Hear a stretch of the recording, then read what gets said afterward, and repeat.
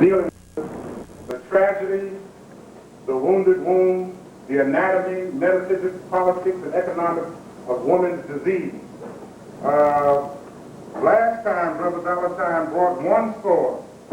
I see he has brought two today, so he's going to be taking heads. With that, give Brother Phil Valentine a black hand. Peace.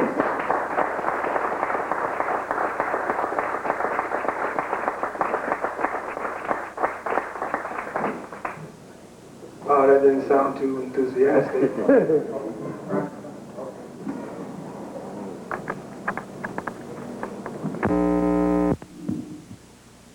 I'd like to thank you, especially sisters, after knowing what the subject is, for having the courage to show up. I know you're coming based upon what it is you think I'm going to talk about. And I believe that I am about to be given several pieces of several minds based upon what it is I'm about to address. But I make no bones about it. I am a man, and I have stepped back in deference to the social tide, the social equation of the last 25 to 30 years, and have surrendered or given ground to my leadership qualities, in hopes that what was given to me or what was promoted to me as the new wave for feminine principle doing their thing would thus be, I would then see the whole new light, and I would be then given the necessary components for myself as a man and know what to do after that. Well, I waited for near on 30 years, and I see us retrograde or regress at least 50. Now, I am not assigning blame. And as you will see, we are going to be here to discuss the problems and hopefully touch upon what may be solutions. And this is going to be interactive. It's not just you sitting there being a vegetable trying to take root in rhetoric, because you know what that will sprout. More rhetoric. What I want to do now is, as I usually do, I usually preface my talks with the news of the day. And I would like to bring my brothers and sisters up to snuff with what's getting ready to happen with the Y2K and the impending demise of the financial market. First of all, I would like to make known that there are two people who are very well known, but at this point not remembered, and they're very close friends of mine, and the very fact that one of them showed up here today is a great honor for me. This brother is a friend slash mentor and one who is an intellectual adjutant. We talk hours on the phone, and brother never ceases to amaze me at his depth and insight. But beyond that, the brother is a craftsman.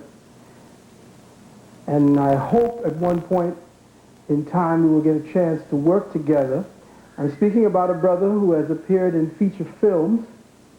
One Flew Over the Cuckoo's Nest. Anybody ever heard of that one? Yes, brother. Yeah, he was there with Jack Nicholson. He also played in a movie called Clute with Jane Fonda, with who's that other white boy? He's supposed to be the darling of all the women. Robert Redford in a movie called Brubaker, and he was in, I believe, Short Eyes. The brother is a craftsman par excellence, and the reason why you don't see more of him is because he refused to bend over and kiss anybody's ass, which is why I find him so endearing. So I want you all to welcome him into your heart as much as I have welcomed him. Ladies and gentlemen, just give a little round of applause. He don't want me to do this, but please give it up for brother Nathan George. Come on. Right back there. He's behind the sister in the blue. You don't like it. He's also been on Broadway. He played in The Blacks and No Place to Be Somebody with Ron O'Neal. Anyway, I wanted to move forward, and I also want to recognize and give props to Dr. Ann Brown, who is here sitting in the, what do you call it, seat? Come on. They don't like that, but I like doing that because I like messing with them. I happened upon some information that I think you all better take notes of.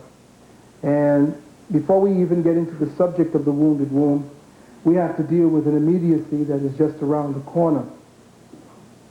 The Federal Emergency Management Agency, or FEMA, the National Guard, and other federal agencies engaged in Y2K planning are now expecting losses of electrical power and other related problems before the year 2000. Nuclear power plants will begin to shut down in July, according to the government sources. As far as I'm concerned, the public has a right to know on this. It isn't classified, so I'm not violating any rules that I see. I might be hampering somebody's planning, but this needs to get out. An officer of the National Guard Bureau in Washington told WorldNet Daily in a exclusive interview. The officer and several others who continue to provide information believe they will be reassigned or disciplined if their identities were made known. Then it'll all be out of the loop, he says. The National Guard is planning something called COMEX MOBEX on May 1st.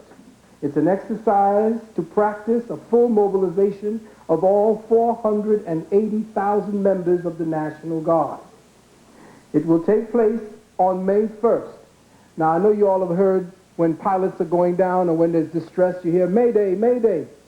Well, Mayday, that May 1st, had to do with a great financial fiasco that went on in this country, as well as the times that they plan serious ritual assassinations around the world, or when they start creating fevers to create wars so that they could plan it in accordance with the monetary system. So May 1st, be on the lookout for maneuvers up and down your streets. You will probably be seeing some of them coming into the store just like any one of you. It'll probably be black, a few whites, in fatigues. You'll probably be seeing a lot of trucks. You'll most likely be very quietly seeing them slowly infiltrated and working in coordination with the police department.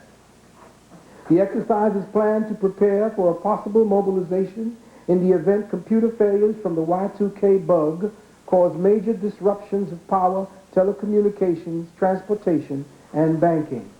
The officer believes the government should be warning people now rather than later.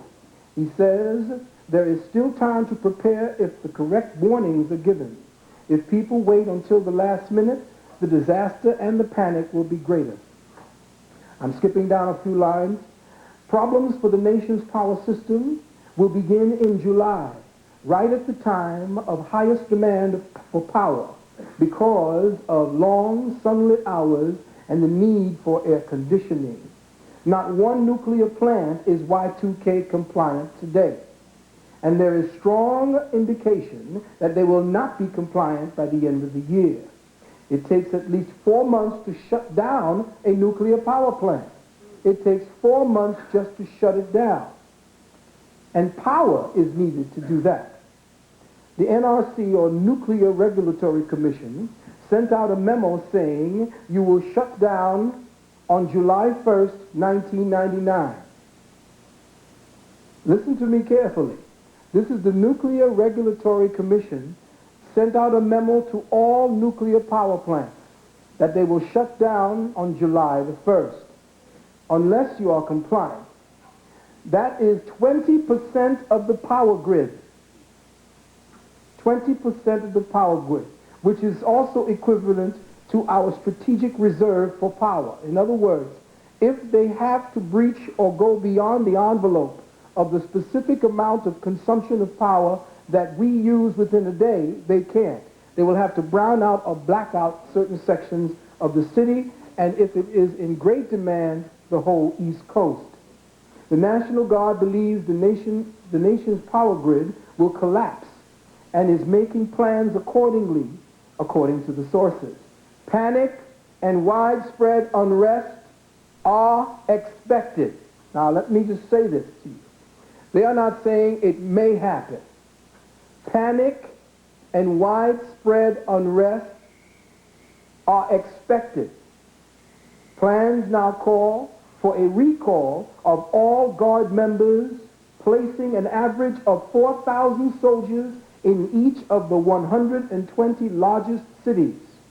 The COMEX-MOBEX exercise will simulate that recall with the use of special high-frequency radio systems. In other words, they will be setting up makeshift towers to communicate above ground because most of the electrical conduits and most of the phone line conduits for communications will be shut down. In other words, only the police and the military will have means of communicating with each other. The latest plan I've heard, said this particular person, before I say that, they say they're going to be toast. They're talking about the actual system, said one of the officers who spoke to WorldNet News over the weekend, speaking of the nation's power grids. The latest plan I've heard, said another, is to break the power grid into several hundred little grids. Right now, it's one major grid broken into 4 subgrids. If they don't break it into several hundred little grids, in conjunction with the phone system not working properly, they won't get their feedback mechanism right and they'll burn up all the lines. It is expected that there will be rolling blackouts and brownouts of powers in the city with no power at all in the rural areas. All available power will be directed to cities with nothing left to send to the lower population. It takes a mile-long train. Now, they were talking about seeing if they could switch to coal power. It takes a mile-long train per day to feed a coal-fired power plant.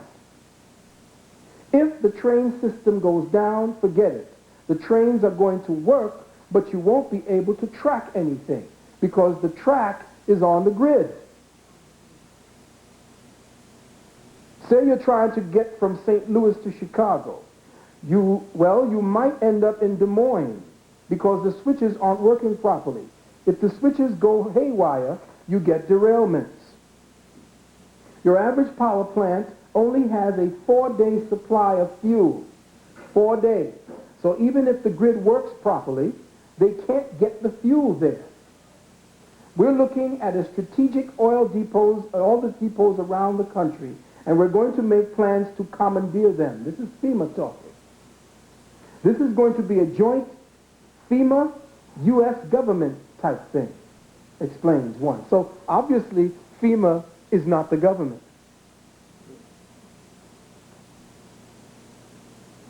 He gave an example of oil imported from Venezuela. That oil makes up 17% of the nation's supply. The oil that is imported from Venezuela is 17% of the nation's supply. 17%. At least 3 of the 5 refineries in Venezuela are planning to shut down at the end of the year. That loss will impact a minimum of 10% of the nation's oil, and Venezuela is only a small oil supplier. Large nations sending refined oil to the U.S. are in a similar situation. The power plants among the pipelines may not be able to operate because of Y2K, creating another danger. If the pipe freezes and could burst, in order to avoid that, this deficit, the pipeline may have to be shut down before the year 2000. Oil refineries are another problem. The National Guard has information which indicates that few of the refineries will be able to operate in the year 2000, and they too will need to shut down early to avoid the dangerous situation. When this hits, or the Y2K, some of the valves are automatically going to shut off, and you're going to get a similar thing to what happens in a water hammer, what is called a water hammer. You'll get pipes bursting at these plants. They, the National Guard and FEMA, expect most of the refineries to shut down. It's cheaper to build a new refinery than it is to pull all of the embedded chips out of the old one.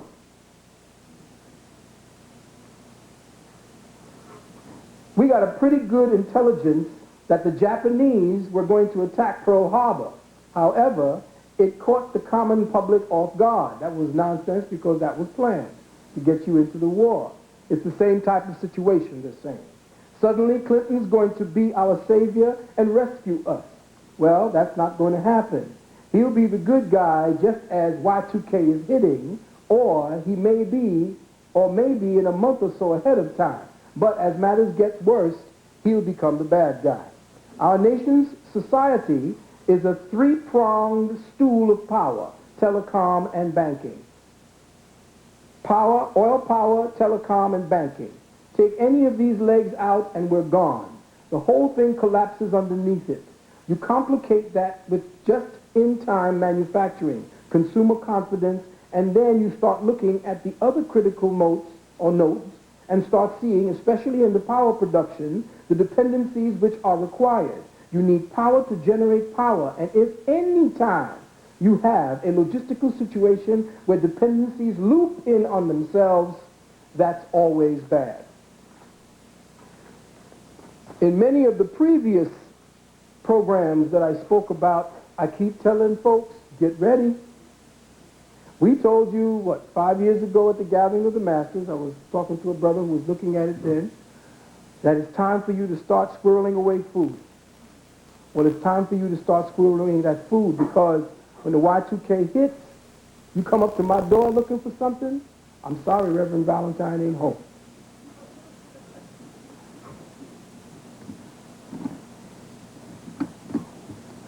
Well, we are here, and we are packed whenever we start talking about women. The sisters come out. They either coming to tell me about myself, or they're really coming to listen this time. I hope it's the latter, because everything that we've been doing in the last 25 to 30 years ain't been working. As a naturopath, I have seen the carnage. I have seen the madness that my sisters suffer. Because every time something happens to you, it usually happens to your reproductive system. And we're going to talk about the wounded womb and why that is. Now, you may not like what you're hearing, because I can't give you solutions immediately to what you need to do. But I will tell you what the problem is, and then, based upon your own ability to investigate, or based upon the sisters getting together with the information that I'm going to give you, hey, you never know. Because essentially the revolution is going to begin with the sisters this time. But they cannot be out front. They cannot be out front. It's proven it in the last 30 years. You can't sustain the warfare that way. Now, I have a little prepared something I need to say so I can put it into the record. Please bear with me. What we are about to share and discuss here today will not be heard on Oprah Winfrey or Barbara Walters, so don't look for it. And that's a shame, because a conscientious study of the metaphysics, politics, and economics of women's diseases would pave the way for alleviating the chronic ignorance and uncertainty that presently demands or detriments or determines the tragic course of melanated people in this society. I'm not here to pass any judgments, but to render observations and calculated determinations based on 23 years of experience in the fields of metaphysics and natural healing. For this videotape, this special time with you and I, for us to really share and get real meaning from this, for this session not to end up being just another quick fix exercise in delusional, stroke your neck, tickle your clit, psychobabble. this new age bullshit that has been given to our sisters to come into themselves. I urgently request that the women here with me and you sisters out there in TV land gathered around the television, because your girlfriend said, you got to come and check this out. I urgently request you to come and be in this moment. This moment will be self-examination of your mental inventory of accumulated garbage. I wish to challenge your intellectual inventory. I wish to challenge your emotional inventory. I wish to challenge your psychological inventory. I wish to challenge your physiological inventory. I request that everything that you have brought here today be deleted.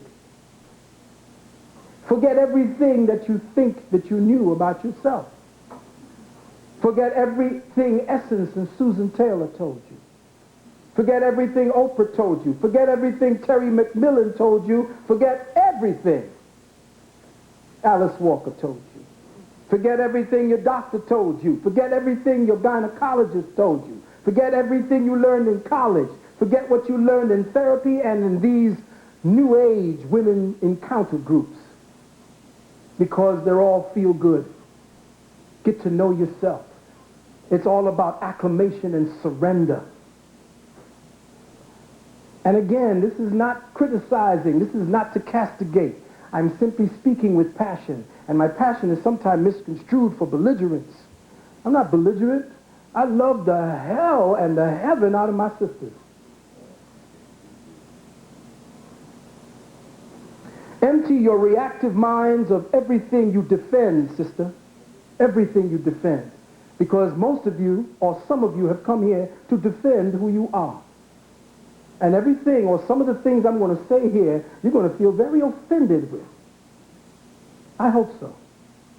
Because then we'll be in for some dialogue. True dialogue. If we're just here to go back and forth emotionally, then it's not going to work.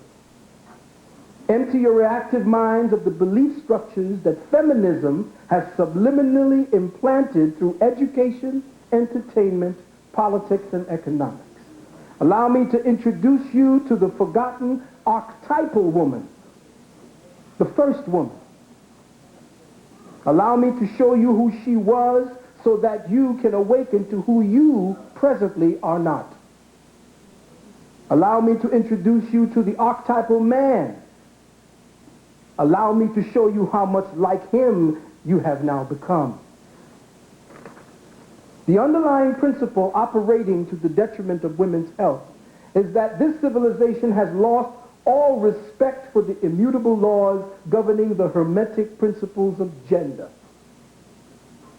We have belligerently continued to flagrantly disobey these divine laws which govern the differences.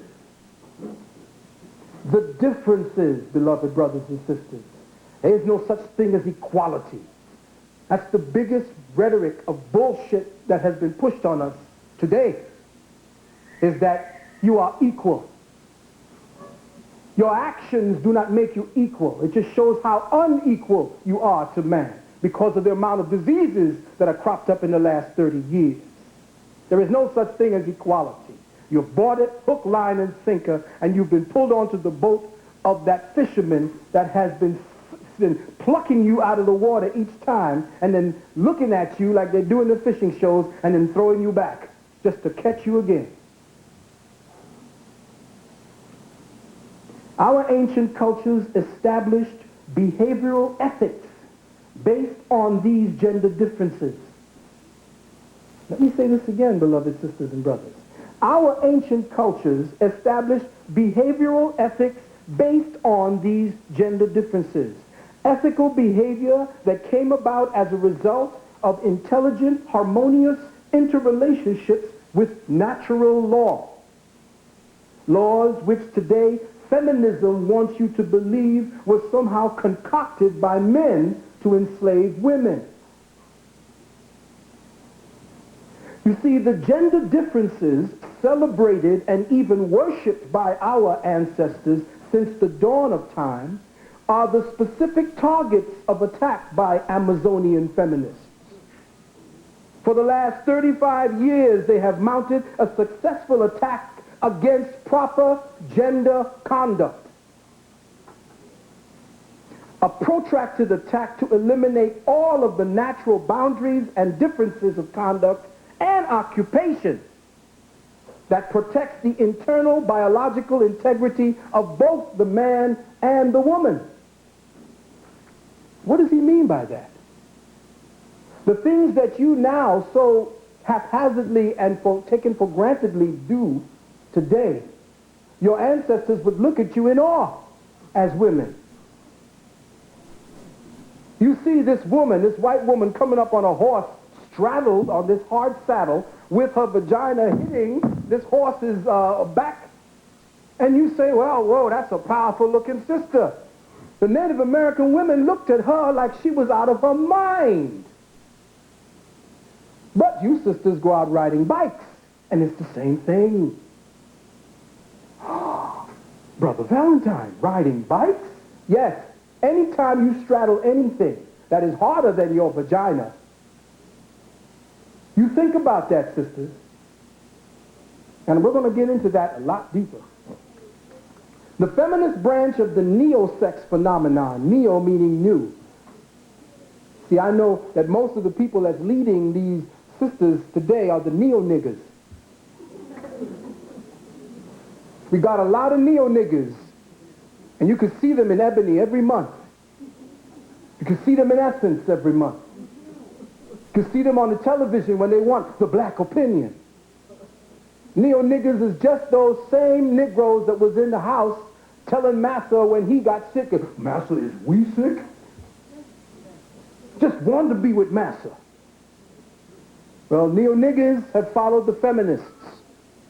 And it's not just the blacks that are being suffering by it. The world suffers by this particular energy, this Western civilization.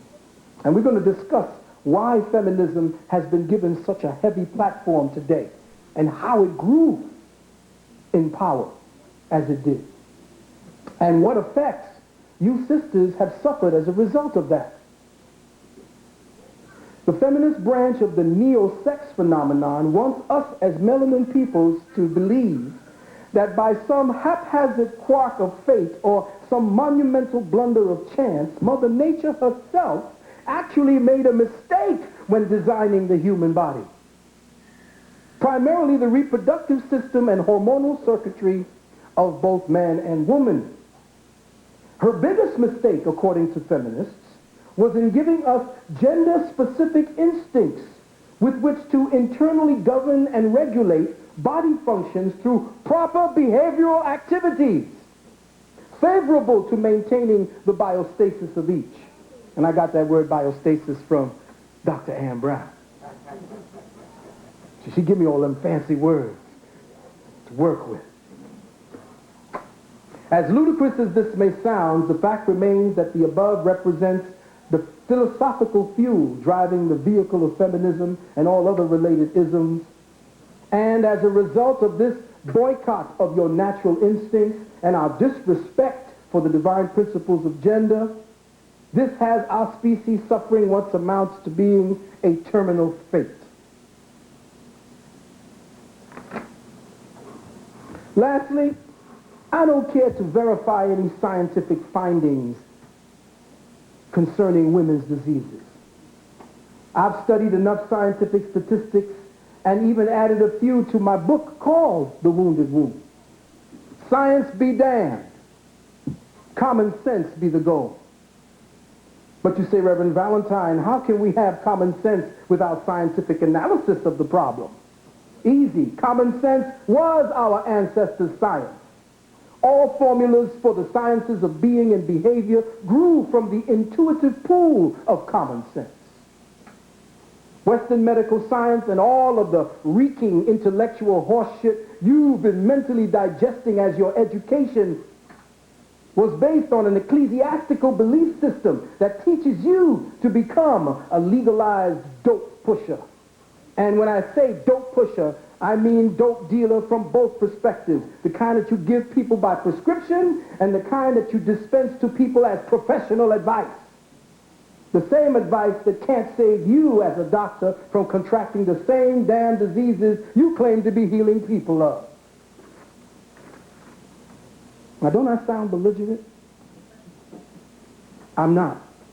Because when you see what I'm about to unfold for my sisters, and you see what it is that we have to face as a people, and what it is, and how intrinsic and how subtle and how devious the plan was to separate us, the man and the woman, from each other, and how to play the game of power between the two in the home, you'll understand why our sisters are suffering here today. Now, before I go on, at the break, when we do have our break, and brother will tell me when we have our break, I want to let you know that we will have specific pieces of information dealing with solutions. This is an extrapolation from a book that I'm writing called Neogenesis. This is called The Sacred Principles of Health. This was the original name of a book that you might all know called Heal Thyself. Have you heard of it? Yes. Oh, really? Well, this was the original name. And you say, well, I've heard brothers and sisters say, well, you were married to Queen Latifah? No, you weren't. Yes, I was. I'll show you a wedding picture. Take a close-up of this. Down here. Are you up on it? That's me, grinning like a Cheshire cat, and that's her looking just as silly. This is a wedding. You know who that is? That was my best man. You know who that is? Imhotep Gary Bird. Can I get a witness? Yeah, I have witnesses. You know who married us?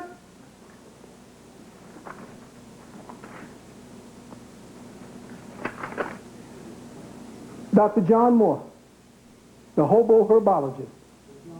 Old John Moore, before he passed or was assassinated. So, when I'm saying it to be real. This whole thing, a lot of brothers and sisters, especially sisters who knew us from way back then, said, it's time that you come out and start saying something about this whole thing. And I said, it's not necessary. Yes, it's necessary because sister's about to come out with a book called The Sacred Woman. The Sacred Woman, really? Well, that's a little something that I had something to do with as well. And again, this is no aspersion because I'm clearing the air. Sister put in the book Heal Thyself something called The 12 Principles of the Sacred Woman, which I wrote for her. So if you're reading about how to become the 12 Principles of the Sacred Woman, I wrote it. At one time, we were supposed to put together the goddess principle, and this is when we were together. We were very happy, and we said, well, look, what is it that we can help sisters with so that they could flourish and know how to heal themselves and become women? Well, it was supposed to be the goddess principle. Well, Brother Samaj at the time, we were talking to him, said, well, goddess is too much Greek.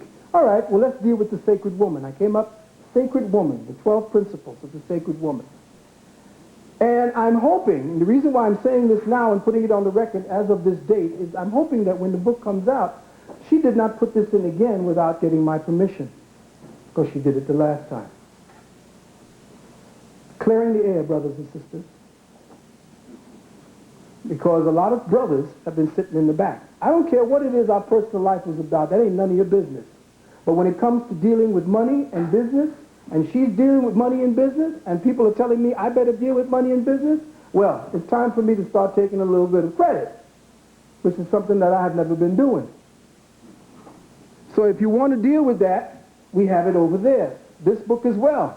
And as we go along, I want you all to get your pencils and paper because we're going to be doing a candida test. We're going to find out just what your true disease is. Because do you know, sisters, that candida can emulate at least 15 different types of symptoms that doctors don't understand or realize? When they can't diagnose it, 9 times out of 10 it's candida related. So what we have here and what I put together is a candida test. So you can take it or you can buy it and have your girlfriends go through it, have a circle and a sit down to find out what score you get, and invariably, 90% of you will have some form of symptom based upon candida.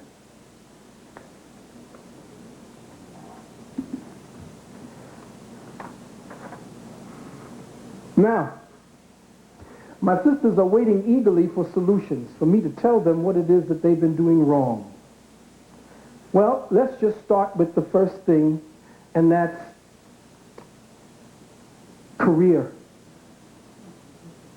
Oh, Reverend Valentine, are you out of your mind? Yes, careers. The word career is etymologically derived from the word combat. Do you know that? So essentially, when this society under feminism has given you the permission to go out and get a career, they have ignominiously made you a combatant for them.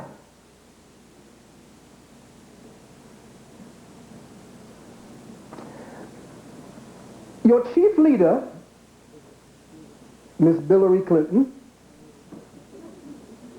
is now going around on the stump to see whether or not you sisters will love her and vote for her. She was at the Manhattan Lab School, the O. Henry Learning Center, where she spoke about the status of women in sports, and we're going to talk about women in sports. We are pleased to celebrate today that more women and girls are learning to read and write, and often for the first time. Nations and families are investing in girls' education for the first time. We are also pleased that women are living longer and healthier lives, and that more of us are surviving childbirth as we gain greater access to health care and reproductive services. Longer, healthier lives. Happy? No. Longer? No. Because you're dropping dead at twice the rate of men today. From heart attacks, from brain aneurysms. But while more and more countries are embracing women's rights, some are holding firm or implementing policies that adversely affect women, she said. The First Lady lashed out at Afghanistan for rigidly conservative Islamic Taliban regime that restricts the activities of women. Women used to be half of the Afghan doctors. Now they are forbidden to practice medicine. Ooh, I wonder why. Whose medicine are they practicing? And who had to gain control of the country? The men. And I know, who does he think he is? I know who I am, and I know what it's going to take. And I'm talking to men too, because as what's his name said on HBO, George Carlin, there has been a serious pussification of men.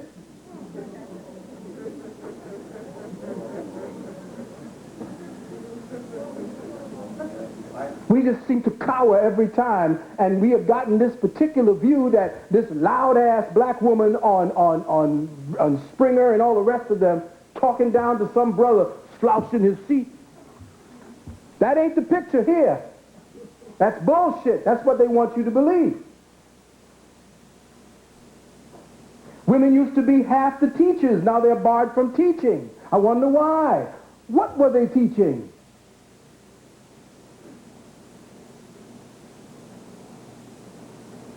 We've heard, all of us, stories of women being flogged with cables, and then their ankles, for showing their ankles, they're being flogged. The First Lady shifts gears in the afternoon, going to the glossy hardwood basketball court of the Lab School. There she promoted the upcoming HBO documentary on the struggle of women in sports called Dare to Compete. It's the title that many New York Democrats hope Clinton will take to heart as she decides whether she will run from retiring Democrat Daniel Patrick Moynihan's seat next year. Now they go on to the next stage, and this woman named Sophia Toti, a member of the Lab School's girls basketball team, couldn't resist ribbing Mrs. Clinton about the potential Senate bid. While introducing Clinton to the audience, Toty said or noted that the First Lady was sharing the stage yesterday with tennis great Billie Jean King, Olympic gymnast Dominique Dawes, and WNBA Nikki McCray. Here we have a tennis legend, a basketball hero, and an Olympic athlete, and hopefully a runner. Clinton noted how much sports had changed for women since their high school days, when girls played only half-court basketball and could only dribble the ball twice before passing. We asked, how come we can't play by the same rules as the boys? Clinton said, we were always told, well, we're sorry, because we just don't think girls' hearts can take that much exertion. And guess what? They were right.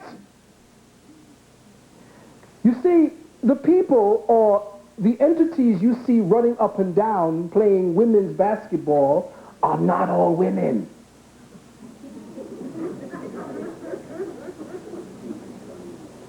Take a close-up shot of the faces of these termagants, these testosterone-toxic, unfortunate women.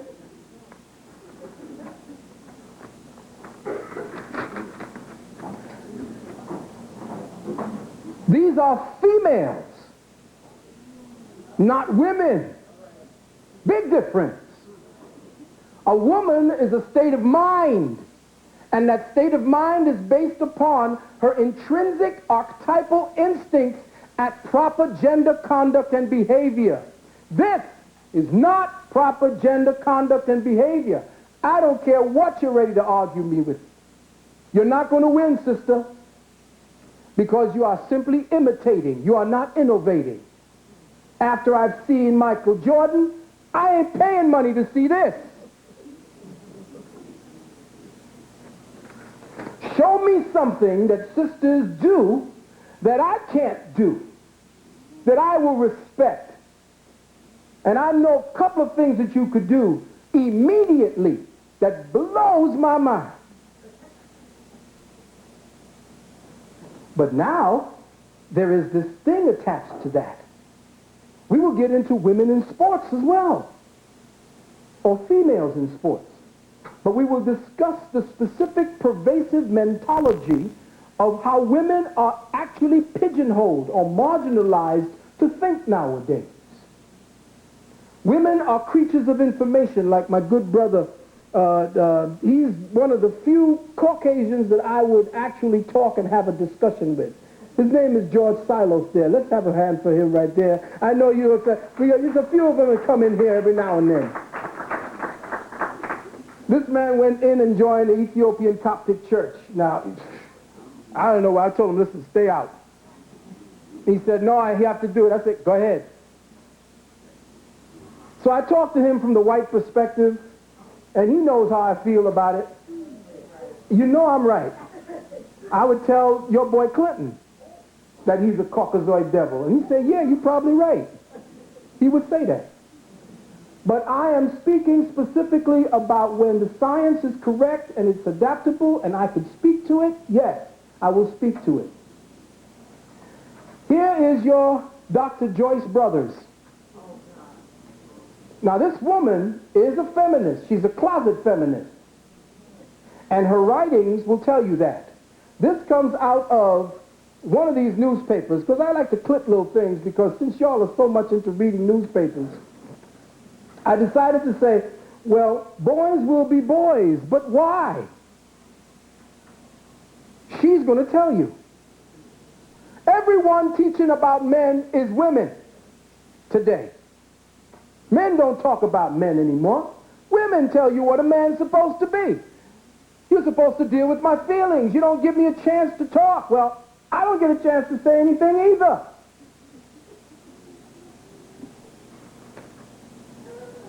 In all countries, men commit far more crimes than women do. Listen to how she begins. How much can we attribute to the way we rear our children? Should we rear boys more like girls? Look. And there are women who will read this and probably, in essence, will find a definitive exponential explanation of what this means. Should we rear boys more like girls? How much do we know about this subject? Here's a chance to compare your views with those who have studied the subject. Young boys and girls get along with each other in basically the same way. It's only later that they change. True or false? Write it down. There's no genetic reason why girls usually have more social graces. Now remember, these questions are subtle statements. How you embed an idea, how you form the specific sentence so that you may be able to embed a perception without making it look like you're trying to teach something, is to put it in these stupid things that people come through. This is your junk food literature. And people eat a hell of a lot of junk food in this society. There are no firm predictors of sexual orientation. A child's sexual identity isn't firmly established until after puberty. Boys need less cuddling than girls do. This is all true and false. You're supposed to say true or false. Boys are just as likely as girls to report sexual molestation. Girls are much more imaginative than boys are. Listen. First one, false. Young boys and girls get along with each other in basically the same way. It's only that they change later. False. According to linguist and author Deborah Tannen, remember, most of the people forming the opinions and giving you what the opinions are these trained psychologists, mostly white females, who give you what you're supposed to think, couched in some form of open discussion that you can make up your mind about. According to linguist and author Dr. Deborah Tannen, when girls play in groups, they tend to make suggestions rather than give orders. Boys tend to play in larger groups in which there are definitive winners and losers. Talk for boys is a way of negotiating status. Okay. Is that where I'm supposed to be? Fine. I'll teach my son that. The second answer, there's no genetic reason why girls usually have more social graces. False. There is some genetic reason why girls find socializing easier than boys and why girls have more social graces. This superior social intelligence, listen to the choice of words. This superior. Now, listen to the words that she's assigning to when she's describing the female principle. And you have to understand how subtle this is working. Listen again. There is some genetic reason why girls find socializing easier than boys and why girls have more social graces. This superior social intelligence is all in the chromosomes. Go ahead, girls. Don't understand that socialization for men and socialization for women are different. And that men socialize through physical activity and expression, not sitting down and talking back and forth all the time. That is a feminine way of socializing. There are other social cues and specific things we do to socialize, but you would never know that.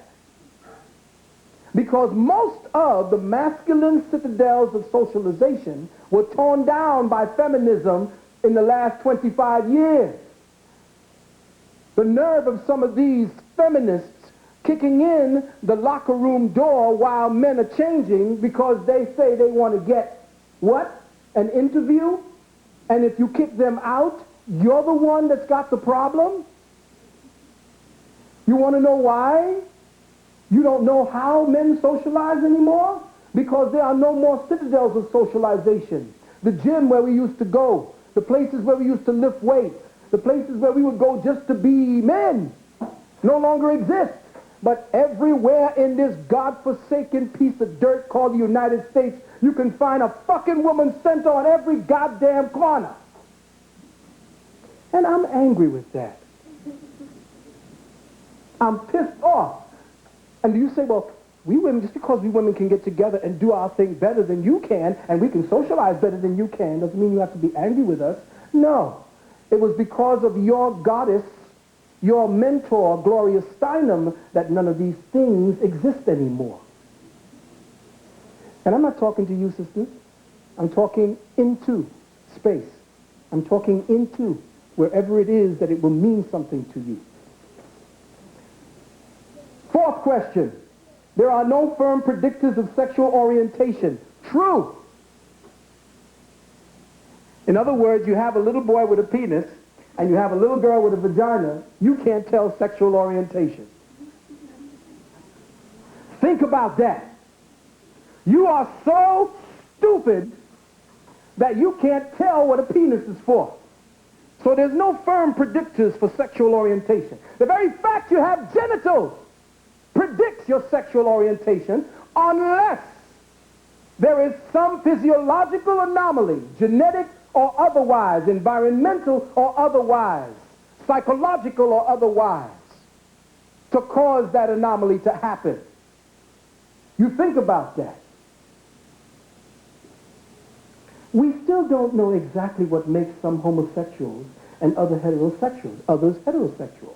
But according to Dr. Kenneth Zucker of the Institute of Psychology, and boy did I have a fun time at the psychologists convention a few weeks ago, in Toronto, adolescent exploration is less of a predictor of adult orientation than our childhood play preferences, the kind of toys and games they enjoy.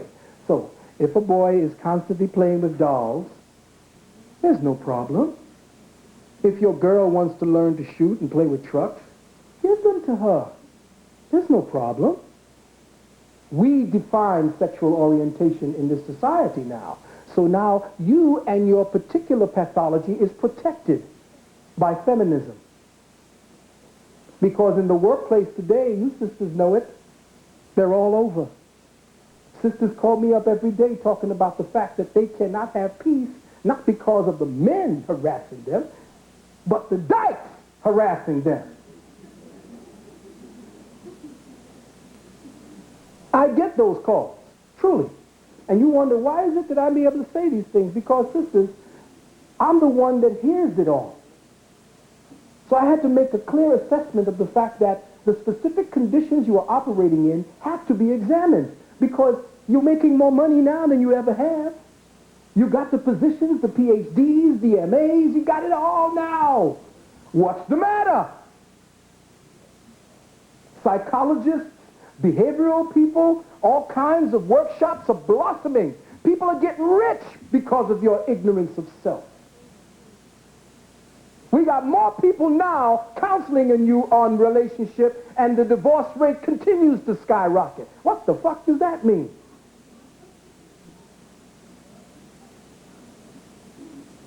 Five, a child's sexual identity isn't firmly established until after puberty.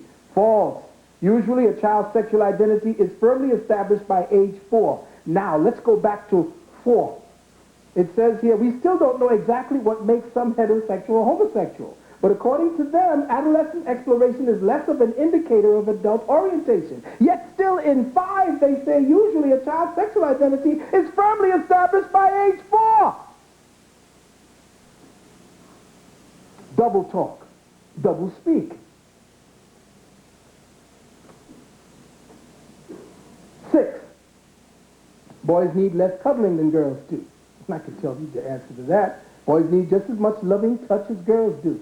They also need to be able to express their feelings freely without fear of scorn. Boys need to learn to be sensitive and gentle even as they continue to play and roughhouse and tumble. Could you imagine what that's going to be like when you get 2 boys together who have to get up constantly to apologize to each other? Did I hurt you? Are you sensitive?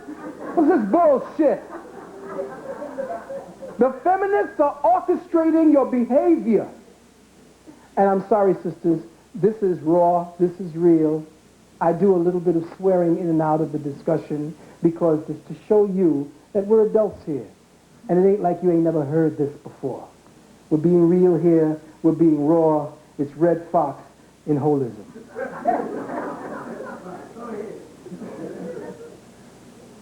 Number 7, boys are just as likely as girls to report sexual molestation. False. Well, number 8, girls are much more imaginative than boys. Now here's this answer. False. Boys are not necessarily less imaginative than girls are. In fact, one study shows that boys pass as much as 1/4 of their playtime fantasizing about adventures, whereas girls were far less likely to act on an unrealistic escapade. Why? Because women are creatures computerized. They're computerized creatures who are ready to take orders, cues based upon what is provided. Men are problem solvers by nature. So imagination must run wild. That is the field where a boy learns to deal with problem solving. He deals with three-dimensionality a hell of a lot more proficiently than women do, and they've done the tests. Specifically because by his nature he has to have, because he is a provider and a protector, he must come up with more imaginative ways to act upon being a good provider and protector. Woman is nurturer, comforter, and establisher. Now, this gender difference no longer exists because you have a political mindset and an agenda for money and the bottom line of power to maintain a separation of the genders and then to put a schism of equality between them so that you no longer need one another. And now you suffer for the need of the other, and you can't find the other anymore. So now all of these diseases based upon that lack, upon that inability to interface with your other half. You have to raise that other half within you. And that's why that stress begins to start growing hair on your chest, on your nipples, and on your face. A lot of sisters are saying, well, why is it that you can't find a good man anymore? Especially the corporate heads. Well, sisters, the reason why you can't find a good man anymore is because you've become the good man.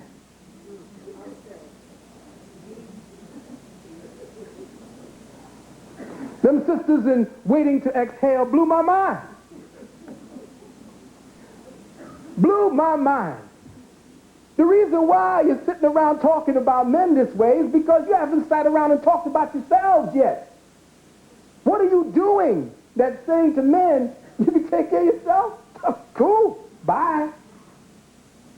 If you don't enact that feeling within a man that he feels like he's worth something, you say, well, it's no more playing like you don't know what to do. Assert yourself, girl.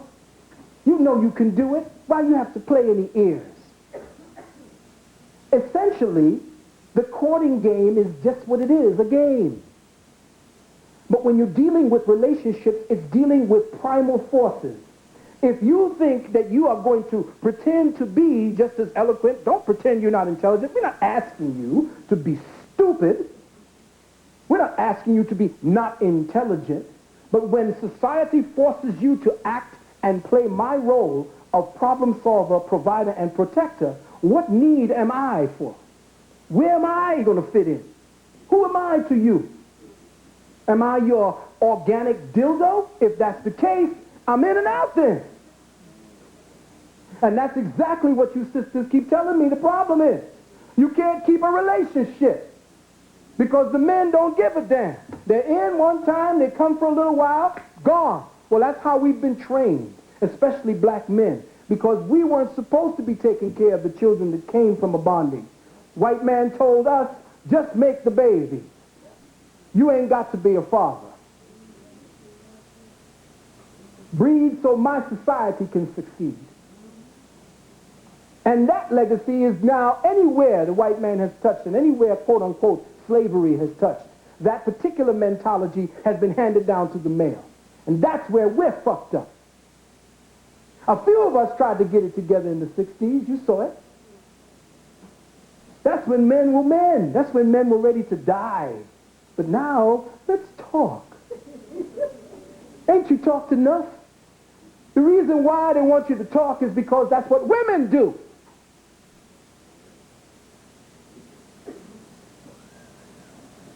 There's enough talk. When you empty 41 shells at a man, you don't talk no more. How do you talk around that? What do you say? Oh, we could have just pulled up the finger action a little bit, or maybe just put it on semi-automatic. What are we talking about here? There's nothing to talk about. There's too much goddamn talking. Look at this bullshit. You want to know what an industry this bullshit is? They got a magazine about divorce. Name Divorce. Where you can get lawyers. This is bullshit. And they got the woman on there. Stress and sleep. Look. Divorce-related stress may be stealing your sleep. Here's help. And women will always be the consumers of information because they are information gatherers. Just as they were the gatherers when they be gathering the berries, they gather information the same way. So, this is the information age. Let's flood the whole, virtual reality with information. Let's keep them talking to one another instead of acting upon the condition that they're in. Let's have them all going to school. Girl, get your diploma. Girl, go and get that education. Sit down, in other words, and talk and listen some more.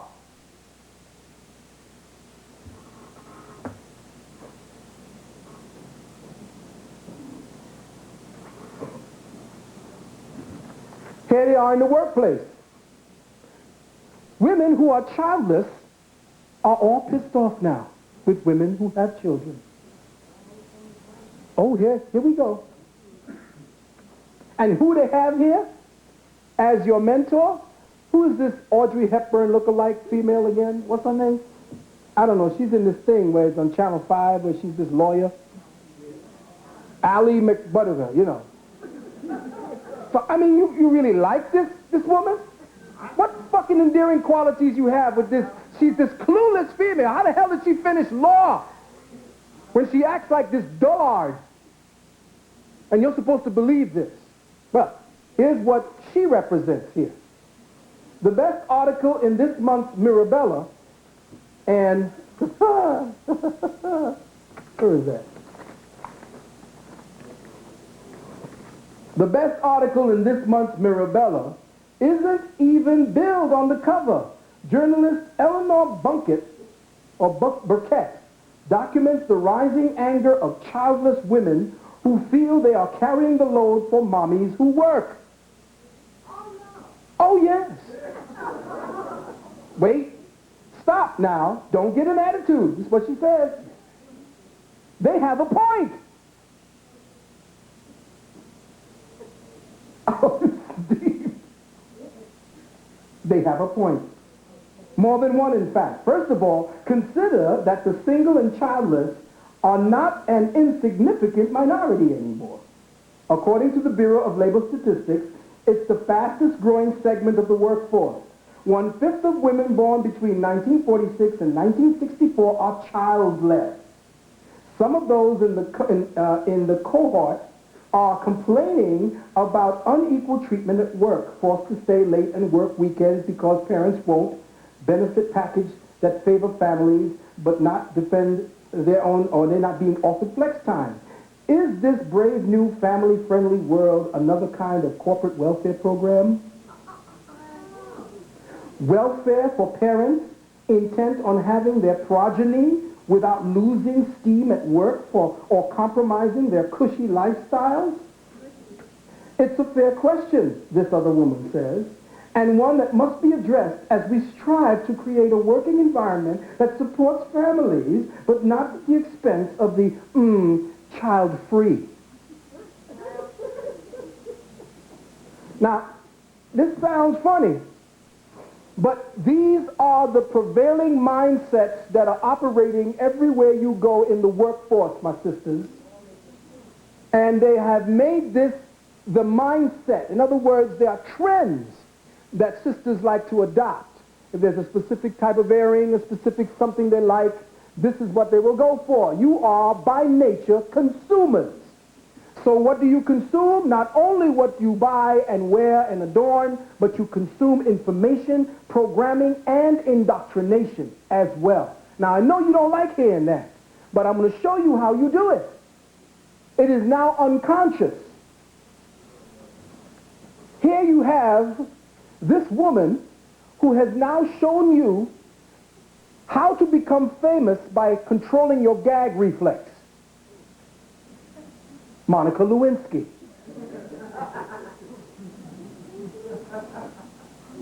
Monica Lewinsky is now an icon of her generation. Wait! I want you to see what feminism has done to you sisters, and you all are not crying out. Well, some of you all are crying out. Just, by the way, just want to introduce another beautiful sister that just came in the room, Dr. Rosalind Jeffries. Come on, let's give it up for her.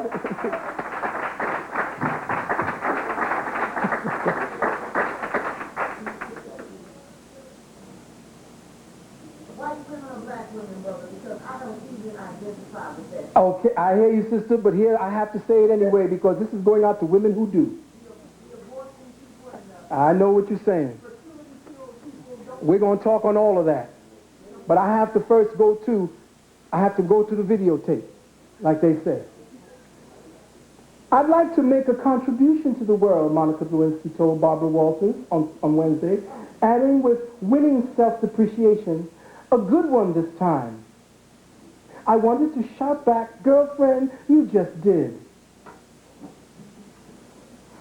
In Lewinsky's 2-hour interview with Walters, her first conversation with any member of the mass media, she gave 70 million viewers a riveting crash course in the peculiar contradictions of being a young woman in the 90s. Contradictions? What contradiction? The contradiction is to common sense, to logic, to reason. And to why is it that they are promoting this crap in deference to what it is you're supposed to be thinking about, sister? Revolution, change, and helping your man to rise as well. But there is no dearth of information for Monica Lewinsky. Lewinsky was expressing her generation's irreverence and lust for life, its inheritance of the women's movement and the sexual revolution. And Walters was left wondering for Lewinsky, where on earth does she go from here? Was Lewinsky using her power to take over the world? What? What power? What made her famous? Is that how to conquer the world? I'm telling you, sisters, this is what they're giving you. And guess what? She was the talk because I had to go and visit a good friend of mine who came in with she's a concert promoter. And she was there with her good friends and they was there and I had to give her a consultation. She's sick as a dog. But as I'm talking to her, she's looking at her watch. And I'm saying, what's going on?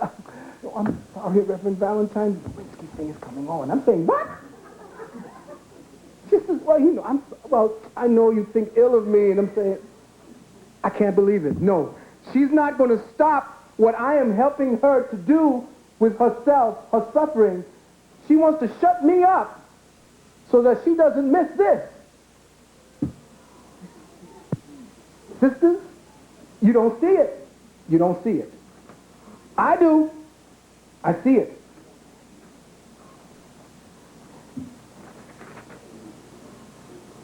No protest to this crap. 2 mothers for Zachary. She's fallen in love with another woman. Does that give her mother the right to take her child away? Based on a true story.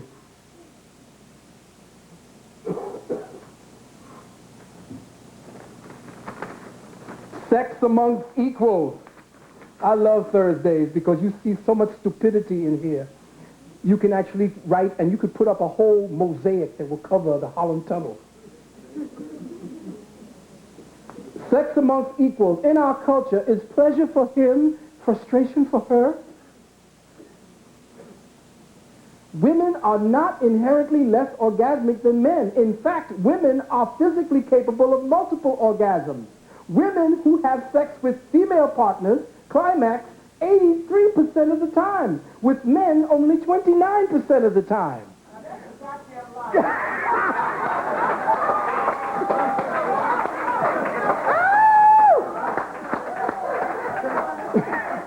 Wait! My sister, I'm only reading it. I'm only reading it. I'm only reading this. Now, yeah, that's what I'm saying. You see what I'm saying? Next. I want you to see something here. Now, this has to do with your womb. And we're going to talk about fibroids. We're going to talk about it all. I'm just giving you what it is that you are looking at every day. And it's time that when you open that newspaper up, or when you open that stupid magazine Essence up, and you start looking at that stupid shit, they got every page is about boiling and oiling your hair. I can't even believe. I see some of this sister in this rap. I was looking, I was filming it because my son dances on these videos. And I'm looking for his thing, and I see this black woman with this dead straight hair. Dead straight. I'm talking about they have it on the bottle. Dead straight. And I'm saying, my God, what does this mean? Well, I'll show you what it means. This was in the Long Island Voice. And the cover says, "Eek, I'm a woman trapped in a woman's body." What? And of course they say, that looks interesting. And when you pick it up, here's what you find.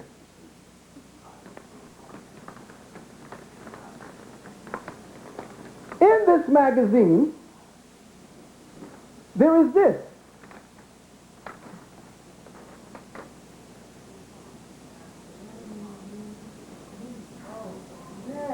Okay? Now, I want you to see what the new woman thinks about herself, or what they want you to think about yourself when it comes to doing the prime directive that your physiology was designed for.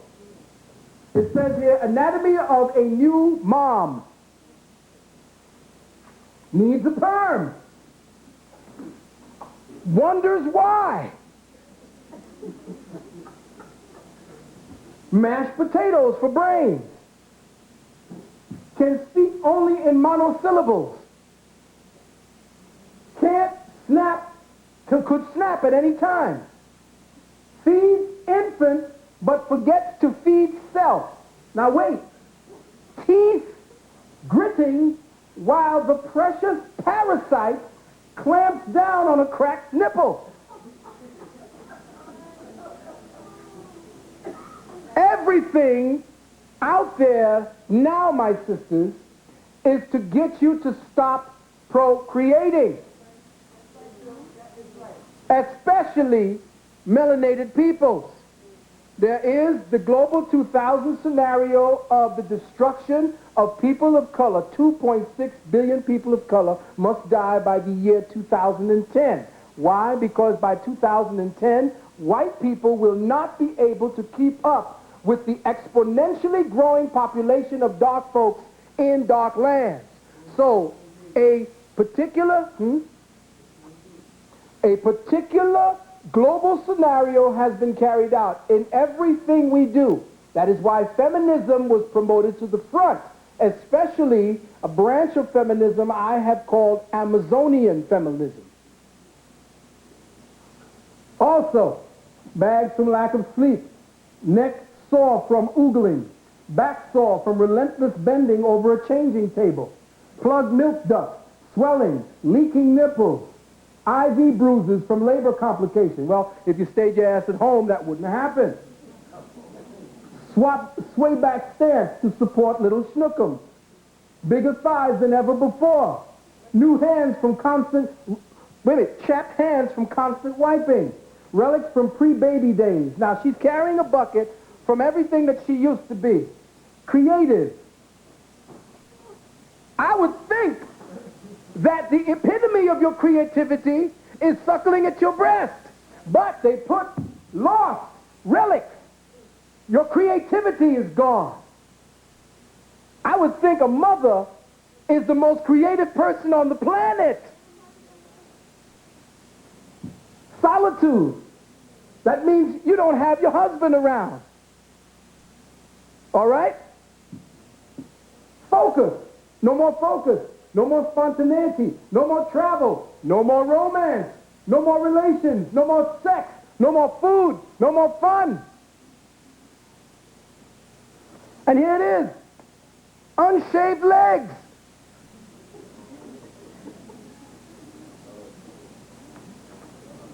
And you have a man down here saying, see you tonight, honey, for supper. Let's have the rock Cornish hen and the Caesar salad, okay, honey? Varicose veins from the third trimester. Still, mate is interested in humping. Must wear Kotexes the size of sofa cushions. The most fun is taking a sitz bath. Hemorrhoids from the labor. Stomach bloated and loose like uncoagulated jello. Baby likes to scream for no reason around well-meaning relatives. Baby totally oblivious. This is the description of the baby. Totally oblivious and blissed out need machine. Notice, yes, an insult to motherhood. Okay, this is what I'm saying to you, beloved. Who wrote this today? May I offer you an eating disorder with your pregnancy, ma'am? Fear and Fat in the Post-Feminist Age by Jennifer Cornrich. Jennifer Cornreich, or Cornrich. Liz is wary of busybodies asking when she's going to have a baby. Seeing now, the answer might well be never. Not because she's infertile, not because her husband is shooting blanks, not because the couple can't afford the child, nor because Liz, not her real name, is worried it will derail her writing career, not even because she loathes to have a child. She just doesn't want to incubate and give birth to it. That's right, Liz is unconcerned if she will ever be a mother simply because she recoils from the notion of pregnancy itself. This, my beloved sisters, is what is known as a teratogen. This, my beloved brothers and sisters, is what is known as a testosterone-toxic female who, because of the fact that the testosterone enzyme, the testosterone hormone, has interfaced with her germplasm and now affected the nucleus of the cell, it now creates the specific mentology, it changes her disposition, so now she no longer feels she needs to even breastfeed. She doesn't want to do anything that has to do with motherhood because she's too busy with yanging. You talk about gang banging? Well, sisters are gang yanging.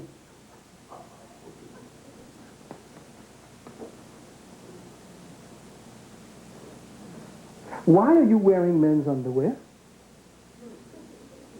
And don't tell me it's comfortable because I see that you are buying the men's underwear with the open fly. Is there a reason why you have an open fly with the men's underwear? Now, it's cute just after, you know. You got to run up and go to the bathroom and you got to get something on real quick to go there. Why are you wearing it under your skirt? Why are you wearing it with pants, which is what you're not supposed to be wearing in the first place? But this is cute. And it says it's only natural. Oh, really? And then they, of course, explain it in very tiny words, natural cotton. But it's only natural to be like a man in this day and age. Pardon me while I change the tape. Say that again. Oh, we got time. I'm going to go over it all.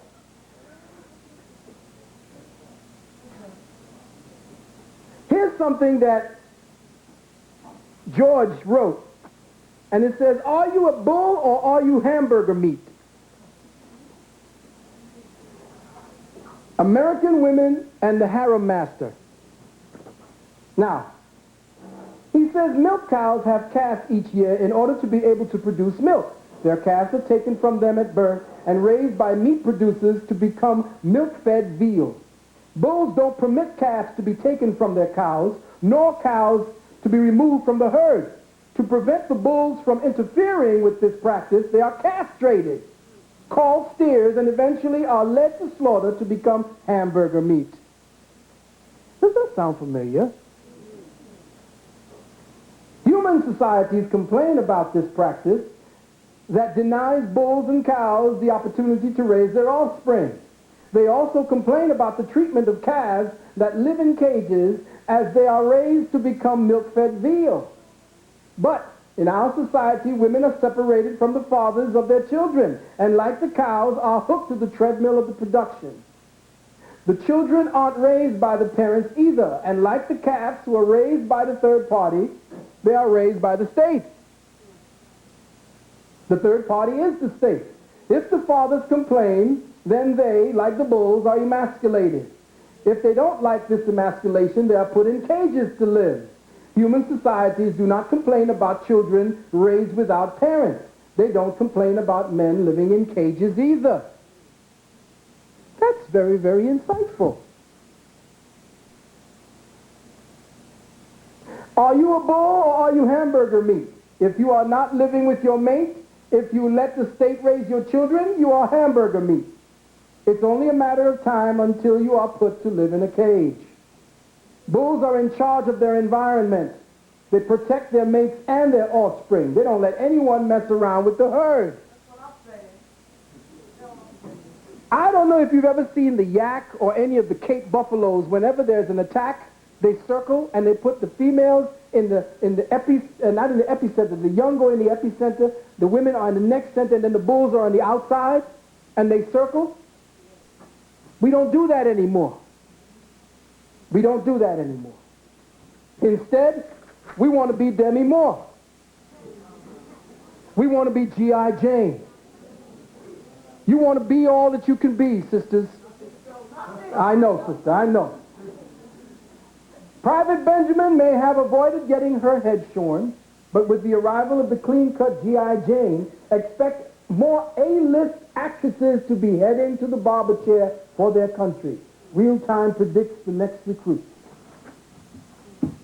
And with that, in your Thursdays, come on, women on the march. See Jane grunt, see Jane groan. Formerly missing in Hollywood action, women now kick butt. Make y'all feel good, don't it? Now y'all can kick butt with the rest of them. Now you can carry around a symbolic dick just like Schwarzenegger and Stallone. And you could play at being boys.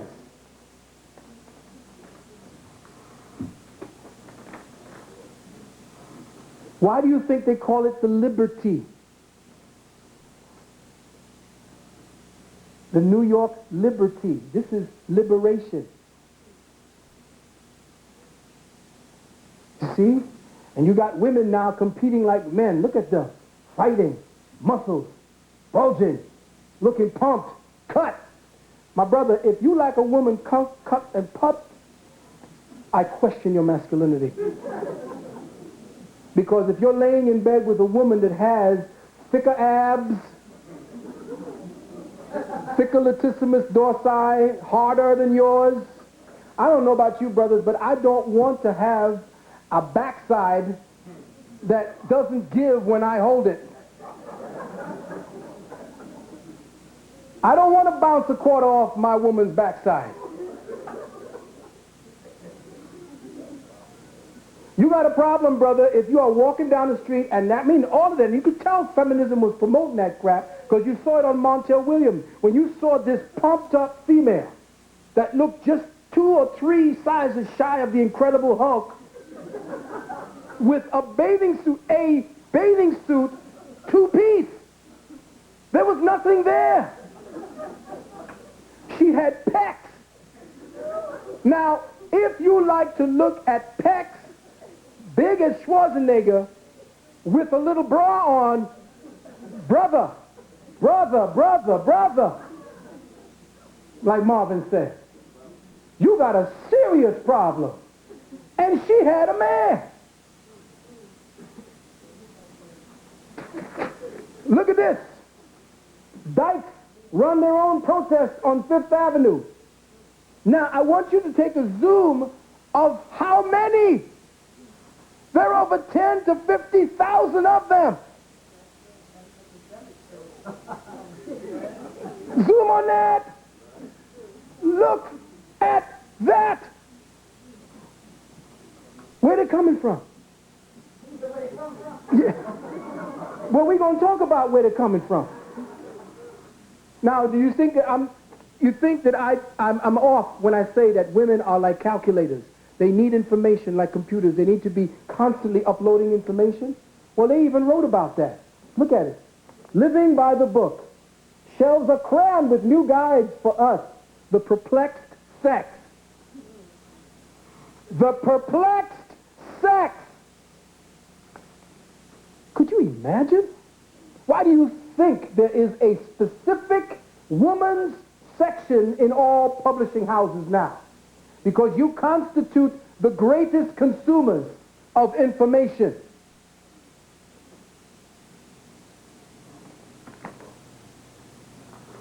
My brother friend Alim sent me this in the mail. Take a gander, and this is in my book as well. I want you to kind of focus in on these things that are walking around looking and pretending they look like women. This is in my book, The Wounded Womb, by the way. This is truly a real book. I just want you to know that. And I am doing my best to get it out for you. Good. All right? And it's coming soon. It is to a something near you. We don't know yet. But it will be there. But look at this picture of this woman. Her name is Sue Price, A Core of Confidence. And she says, training with weights puts me in touch with my body. It's different sensations, both good and bad. Training pushes me to get in touch with my core. What core? If the core ends up giving this, you know what her core was. This is a frightened woman. Probably had a very bad experience at being a woman.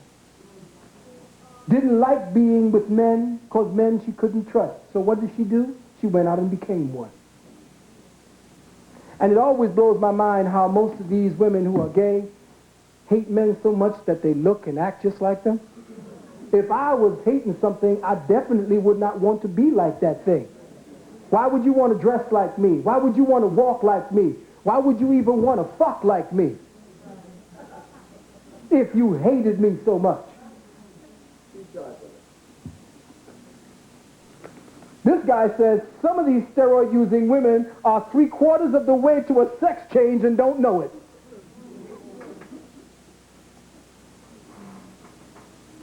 Now you want to know feminism is on the rise and feminism is all over the place? This takes place in a book and a magazine that was sent to me, and I believe it's Globe Photos, Globe Illustrations. I forgot the name of this particular magazine, but this magazine is deep. It's a white magazine, and it says, going where no man has gone before. Come on, y'all.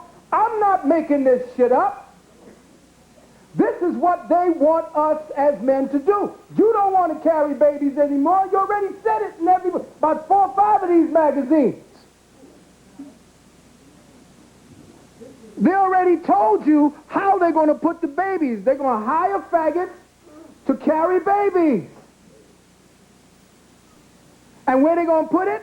It's a specific place right off of the large intestines where it will grow, and then after it comes to term, will be removed by cesarean section. Now, since the white woman don't want to, see, that's what this whole thing about this so-called birth control war that's going on with the white woman is asking the white man to pay for that baby. That womb is now going to be rented at a high cost. And he ain't having no more babies in that womb unless he pays her. That's part of that was the deal they cut when they helped to destroy the civil rights movement.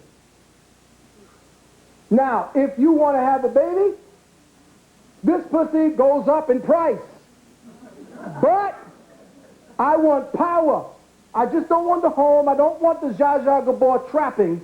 I want power. So, what happens? What happens? Now, the Caucasian male must find new and improved ways to reproduce himself. He has artificial wombs. He is using sheep. He is using dogs. He is using all forms of animals, cows, uteruses, to incubate life. This is called trans-species fertilization. The using of animals to incubate babies and then transplanting the I think after the zygote goes, after that particular point, taking that and then transplanting it in a host. This will be the new host. When Hillary Clinton runs for president, when the women come into power, I'm leaving the country first of all, when they come to power, this will be promoted. Now, you hear it first here. We gave you a lot of firsts at the gathering of the masses. I'm giving you another first. This is from my book called The Epicene Enigma. Epicene means intersexuality, not knowing what sex you are. The Epicene Enigma, it's the secret reasons behind homosexuality and hermaphroditism, the one that they don't tell you about. Are we having fun yet? No, we ain't done. We ain't done. In Time magazine, why are men and women different? What? For 500,000 years, your peoples, your melanated great archetypal ancestors have already known this. Why are we different?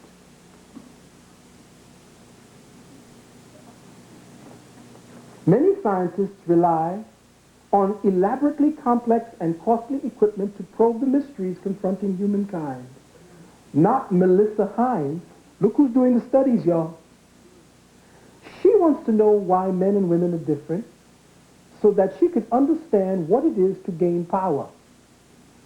Most of this information is information. It's to document for the control of whatever it is you are studying. The UCLA behavioral scientist is hoping to solve one of life's oldest riddles with a toy box full of police cars, Lincoln Logs, and Barbie dolls. For the past 2 years, Hines and her colleagues have tried to determine the origins of gender differences by capturing on videotape the squeals of delight, furrows of concentration, and myriad decisions that children from 2.5 to 8 make while they're playing.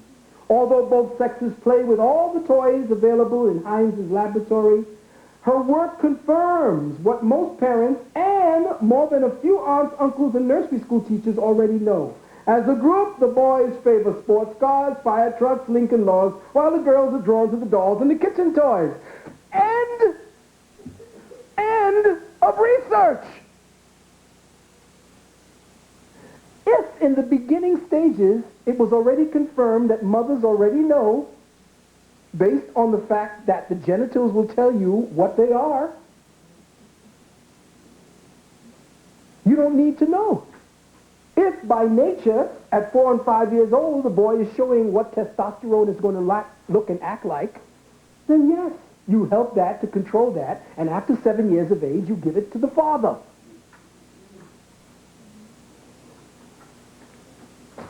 This was about the most organic picture I have that meant anything. And I wanted to kind of trigger some form of genetic memory for those sisters who are looking at this and those sisters who are deciding whether or not they're going to have a baby.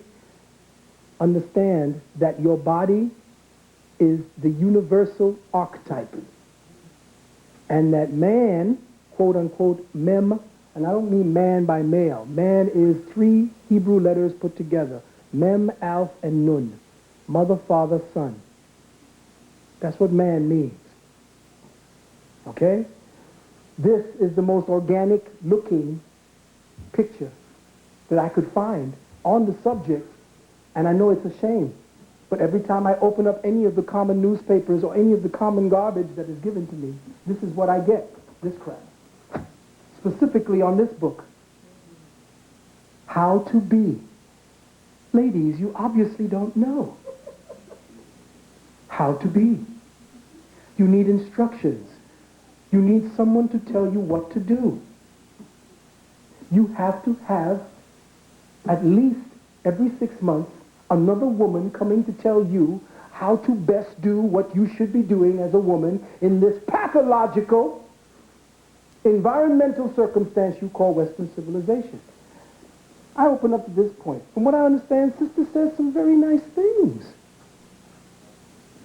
But then she says same-sex relationships. Would it be fair to say black folks are often homophobic? She adopted the word homophobic. Where did she get that word? Does anybody think about where she got that word? By the way, she's one of those Essence girls. She came out of that stable. Harriet Cole, best-selling author of Jumping the Broom. Any of you niggas out there want to jump a broom? I'm not doing your wedding for you. That's a slave legacy. You understand? Jumping a damn broom. How is it? We keep the diet we ate when we were slaves. We keep doing the same dumb shit we did when we were slaves. We still go to church and worship a Jesus that was forced down our throats at the end of a whip and talk about how he saved us. The only reason he saved us is because the master wasn't whipping your ass when you were worshiping his God. Would it be fair to say that black folks are homophobic? I think so. The labels that we often give to the gay community are frightening. Spiritually speaking, there are arguments that go back and forth about the legitimacy of the gay lifestyle. It's a lifestyle.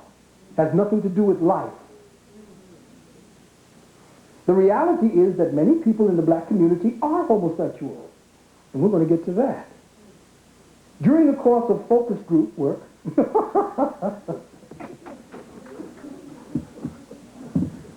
focus group work, telling you, we discovered that African American homosexuals often feel ostracized from the community and abandoned by their families. Interestingly enough, this is not the way we were, check it, that they were treated in some traditional African societies. Wait now. Among the Dagara of Burkina Faso, for example, damn if I know, they are given a very special role in the community that is spiritually based. Think, listen to me, listen. In spirit of intimacy, Sabanufu or Sobanfu Some says, the words gay and lesbian do not exist in the village, but there is the word gatekeeper. Gatekeepers are people who live a life at the edge of two worlds, the threshold of the gender line. They are mediators between the two genders. If the two genders are in conflict and the whole village is caught in it, the gatekeepers are the ones that bring peace. The life of gay people in the West is in many ways a reaction to pressure from a society that rejects them. In the village, they are not seen as the other. They are not forced to create a separate community in order to survive. People do not put a negative label on them. Homosexuality is seen in the village very differently than it is seen in the West, in part because all sexuality is spiritually based. She definitively says that. Now, she says in the next sentence, although among the Dagara, community ritual is not included as a part of the gatekeeper's evolution. Wait a minute. Yes, Because up here it says that the special role in the community was spiritually based. I would believe that in this sentence, my sister, that when you say among the Dagara community ritual is not included as a part of the gatekeeper's evolution, I would believe that the spiritual information that you're imparting would have come from the fact that you were interfacing with the whole community and that you were getting your spiritual information from them. So here you are with your ass backward logic telling us this bullshit, especially our sisters, that it's all right to eat pussy. I gotta be Frank. And I gotta be Joe. And George. And I gotta be the men who's gotten sick and tired of this crap. How could you read this garbage? This duplicitous crap? And actually, she makes money with this. And who's the one publishing it? Simon and Schuster.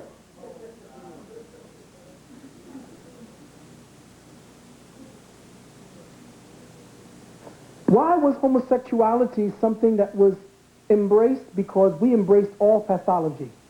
And because we knew that that pathology was a sign of what was happening within the whole community, that if your family member was sick, the whole family took the medicine, whether they were sick or not. Because the whole family was based in that one person. And if it expressed itself in that one person, it meant that it was intrinsic to the whole family at that time. So you participated in the healing even though you did not show the symptoms.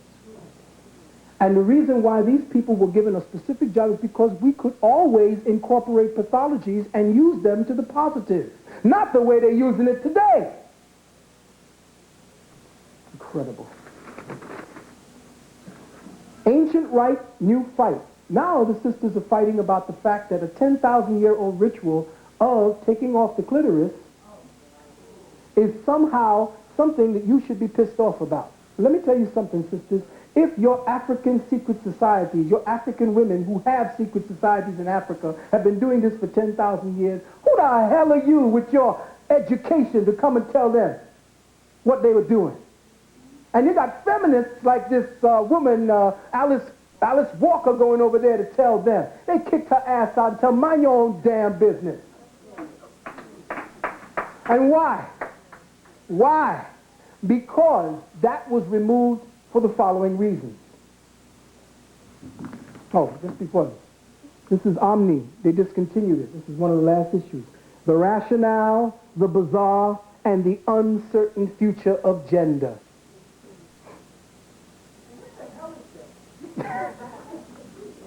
This is the woman being put into a machine, and the machine is cranking out the baby now. And the machine is telling the baby what it is, male or female. You can choose your own child now. Brown eyes, blue eyes, long hair, short hair, chubby, skinny, whatever. Sister, Caribbean sister, tells me that there are 6 steps for personal change in women. Listen to them. Willingness, the strong desire and intention to modify an aspect of your life. 2, awareness, paying attention to what we do and say with the openness to change what isn't working. 3, allowing an emotion, behavior, or trait to exist without judging it. 4, release, various forms of expression that entails letting go. 5, transformation, integrating new choices and decisions for how we want to live. 6, behavior change, daily positive practices that lead to living a new way. Ain't not a damn thing about your relationship with a man. Well, they say, well, when we get ourselves together, then we're ready. How can we be ready for the man and not get ourselves together? That's 25 years ago, sisters. 30 years later, and we still don't know. You're still searching. You're still wondering why you have fibroid tumors. You're wondering why breast cancer is the epidemic for the new millennium. You're wondering why it is that so many women now are suffering at a rate 150 times or 150% greater. 150% greater than your great-grandmother. Why is that? Well, my last little piece of, work was something that I wanted to give to you, and I'm hoping I didn't lose it, because this one is absolutely flawless. And I'll find it. If I can't find it now, I'll find it for afterwards, and then I'll get to it, and we'll share it. Is the one? No. No, it's not the one. All right, we'll move on.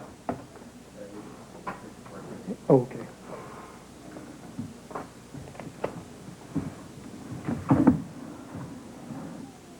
Get out your pencil and paper, sisters. Oh, not that test, right? Yeah. We're going to do the test.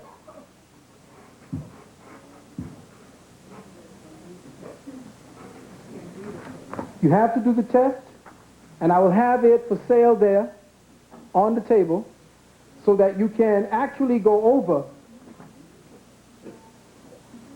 not only the reasons why you are having the problem with candida, or if you have it at all, but we're going to discuss why menstrual cycles is actually a disease, a pathology that has been inherited by our sisters of today, and it's what I call a complacent pathology.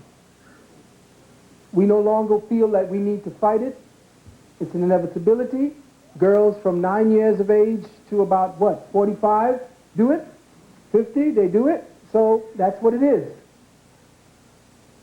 The Candida test is one that was actually put together by Dr. Wendell Hoffman from the Hoffman Research Institute in Utah. Now, dealing with Candida albicans yeast, am I correct in that? Okay, that's, I have to clear it with my the interpreter here. I prefer to call it pathogenic albicans yeast, you know, but we'll look at it from this perspective. Candida is probably one of the most misdiagnosed or unquote-unquote diagnosed diseases out there. Candida can imitate any of the common pathologies that you suffer from now. It can imitate migraine, it can imitate heart palpitations, high blood pressure, kidney dysfunction, bladder dysfunction, liver dysfunction. All of these have a base in Candida. So what we want to do is to go over this particular test. Of course, I'll have it available so that you could do it at home with with sisters and brothers as well. Now, with this particular test, you will put down specific points that you will add up at the end. When I ask you this question, if the answer is a yes, then you add 25 points. You understand? Have you taken tetracyclines such as simicin, pamycin, vibramycin, myocin, and other antibiotics for the flu, for acne, or for any other form of vaginal distress? That's 25 points.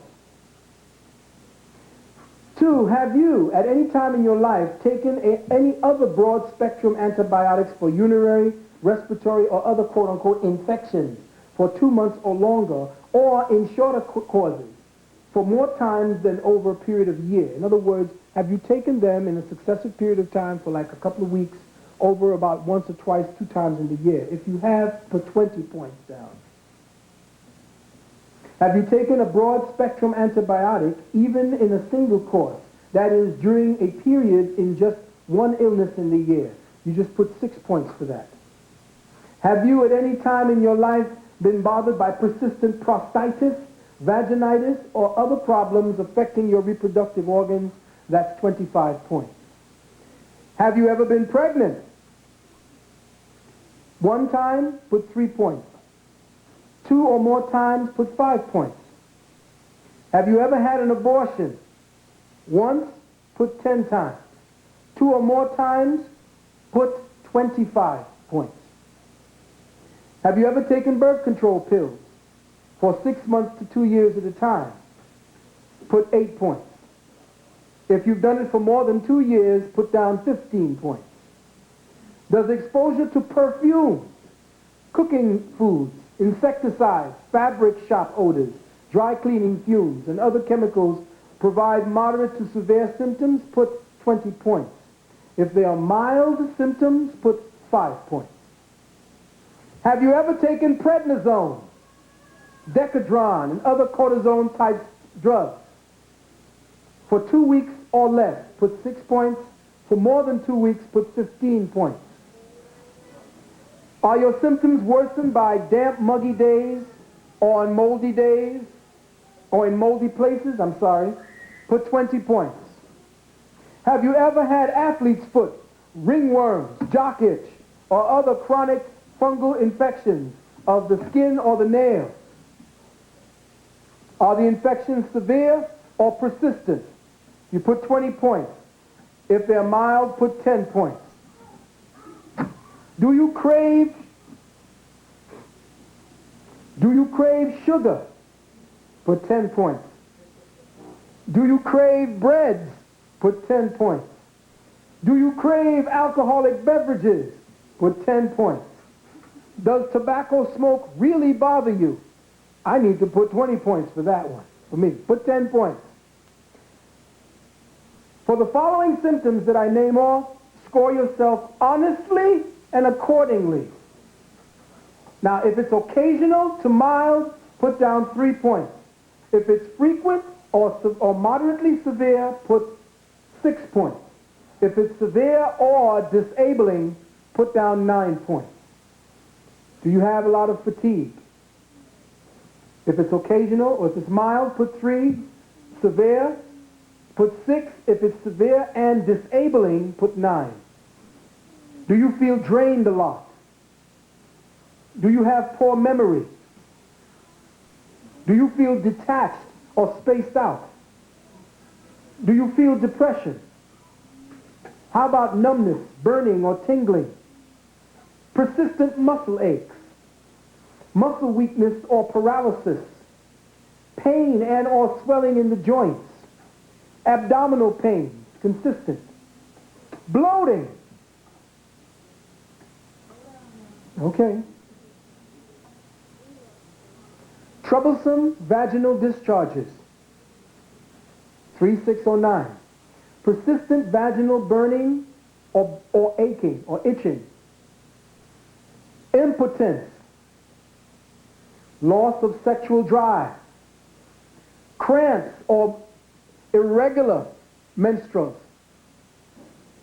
Endometriosis. Premenstrual tensions. Spots in front of your eyes. Fading or erratic vision. Diarrhea. Dizziness. For the following symptoms, score them appropriately. If it's occasional to mild, put 1 point. If it's frequent or moderately severe, put 2. If it's disabling, put 3. Drowsiness. Irritability. Lack of coordination. Inability to concentrate. Mood swings. Headaches. Eye pain or infrequent deafness. Constant itching. Rashes. Heartburn. Indigestion. Constant belching. Mucus in stools. Blisters in your mouth. Bad breath. Nasal congestion. Postnasal drip. Sore and dry throat. Constant dry cough. And this goes for non-smokers. Pain and tightness in the chest. Wheezing and shortness of breath. Frequent urination.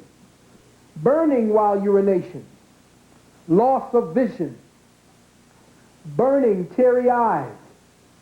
Recurrent infections or fluid in the ears. Pressure above ears. Feeling of swelling in the head. Tingling and ringing in the ears. Now, your total score can help you decide if the symptoms you are persistently suffering from are yeast-related. Scores for women would normally run higher because 7 to 8 categories apply exclusively to women, while 2 to 3 apply exclusively to men. The scores, 180 for women and 140 for men, definitely yeast related. 120 for women, 90 for men, probably yeast connected. 60 for women, 40 for men, possibly yeast connected. Under 60 for women, 40 for men, probably not yeast connected. Now, it'll be fun for you to give yourself a chance to do the test while we are on our break, to add up and then take an assessment of your total. Okay? Now we're going to have questions and answer after the break, but I want to start speaking about the menstrual cycle. In the ancient of days, women did not menstruate. The menstruation was called the artificial or the unnatural abortion. Every time you lose an egg, the ancestors considered that an abortion or a miscarriage. The loss of a potential child was just as severe to the female body as the loss of an actual being. Because every time you create an egg from your corpus luteum, you create or you lose an aspect of your life force. The ancient women used to reabsorb the egg through specific rituals of the mind and the breath. The loss of blood, any amount of blood, is a hemorrhage, plain and simple. If anyone is teaching you, my sister, that is your badge of womanhood, that is the height of ignorance. Today, the pathology of young girls 7, 8, and 9 having their menstrual cycle shows just how low and pathological the strain of humanity has become. Losing your blood is not natural, but it is normal. When the disease was not in fashion, it was unnatural and abnormal. When you bled, it was unnatural and abnormal. Women built huts. Women built healing centers, healing spaces for this particular pathology. And women were documented by the white doctors who came and met with your ancestral women. They said that if menstruation did take place, it happened twice to 3 times a year. A year. The only person that was bleeding in profuse amounts was the Caucasian woman who came over with the pathology she brought as the legacy of the Black Plague and the continual disease syndromes that they suffered from in Europe after they drove the Moors out. The menstrual cycle, my beloved sisters, when you lose the lining, the endometrial lining, constantly, over and over and over again, you strip and lose the blood, what is that substance? Brain creating, the brain substances in the blood for creating that child. The cholesterol, all of the substances that come out with your leukorrhea. That leukorrhea is the nutrition that is exuded by the cells in the uterus. When you have the heavy leucoric discharges, when you bleed and have these leucoric discharges, all these forms of discharges, your body is marshaling nutrition or marshaling these components to an area that is weak and has been encumbered with waste and filth and has become enervated and fatigued by the actions that you are taking today as the new 90s millennium woman. You are fatigued, my sisters. And every time you bleed, you strip the lining, that precious lining necessary for that child. The precious lining necessary for you to create a genius. Why is it that women who naturally bring their menstrual cycle down are healthier? I'm not talking about unnaturally bringing it down, like some of these amenorrheic females who play basketball and sports. You will be seeing a football league. There is a basketball, and there is a boxing commission for women. Look at how low the feminine principle has stooped to imitate men in the arenas of combat and calls that equality. These women are being marketed with Nike sneakers the same way they market Michael Jordan. So the new heroes for your sisters is not ones wearing dresses, but wearing basketball shorts and football helmets. These are going to be the new way that they are going to market feminism to your sisters. And this is where the damage is going to be sorely made. Every time you sisters run or jog, you jar and bump and knock about a specific organ that is attached to each side of your body by suspensory ligaments. Suspensory ligaments mean they are hanging by threads. And the reason why you don't feel it while you're doing these exercises is just like any other inflicted pain, that after your body begins to secrete, what is that stuff? Endorphins to stop the pain.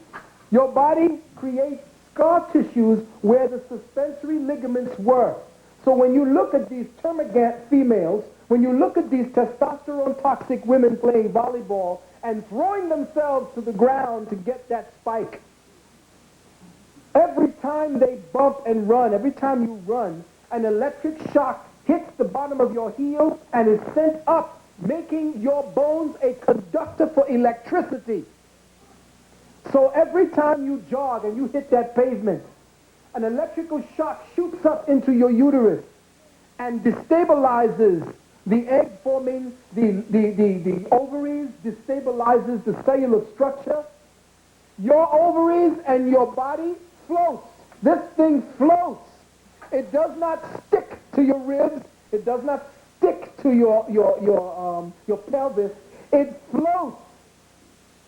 So whenever you are banging yourself around, my sisters, you are causing the area, the suspensory ligaments that are attached on either side, to become damaged.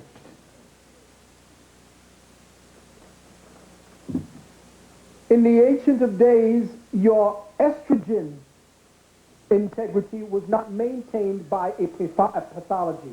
The pathology of your body making its estrogen based upon a menstrual cycle is a pathological adaptation to climate, to environment, to circumstances that a incredible machinery learns to adapt to.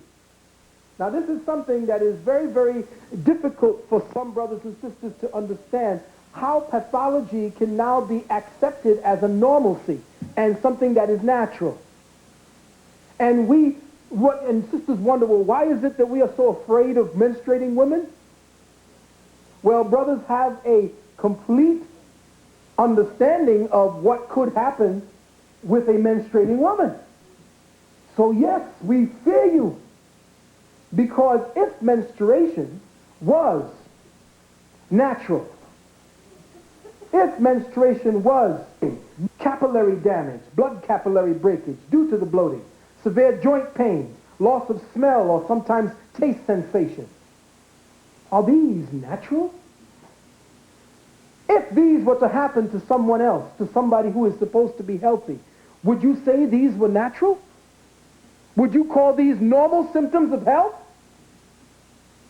How could doctors, especially female doctors in their right mind, tell you that this is normal to a menstrual cycle? And say that your pain, your suffering, the madness that you feel when you are hemorrhaging out your blood, my sisters, the blood that you hemorrhage every month is not made specially off in the corner of some part of your body just for this particular cycle to happen. It is taken directly from your bloodstream. And any loss of blood is tragic to the system. Any loss of blood is a loss of you. When you bleed liquid flesh. The clots you bleed is you. That is the body harnessing or trying to collect the filth and the pathology around it and trying to get rid of it. sacrificing the luteal lining to get rid of filth. Most women who have filthy constitutions and abhorrent lifestyles have incredibly long pathological bleeding cycles. And as soon as they change their behavior and their eating regimens, it shortens. What does that tell you? That it's a pathology. And that right action, right thinking, right conduct, right gender behavior changes that disease. Now, I'm not asking you to go quit your jobs tomorrow, sisters, but guess what? If every one of you said, I ain't taking care of no more white children, I am not going to school, I am not buying anything from the store, I am not buying clothes, I ain't buying any more jewelry, I ain't buying no more damn shoes or Gucci, nothing. You by yourself will shut this shit down immediately. You want to know how much power you really got, sisters? It ain't in showing me how much of a man you can become.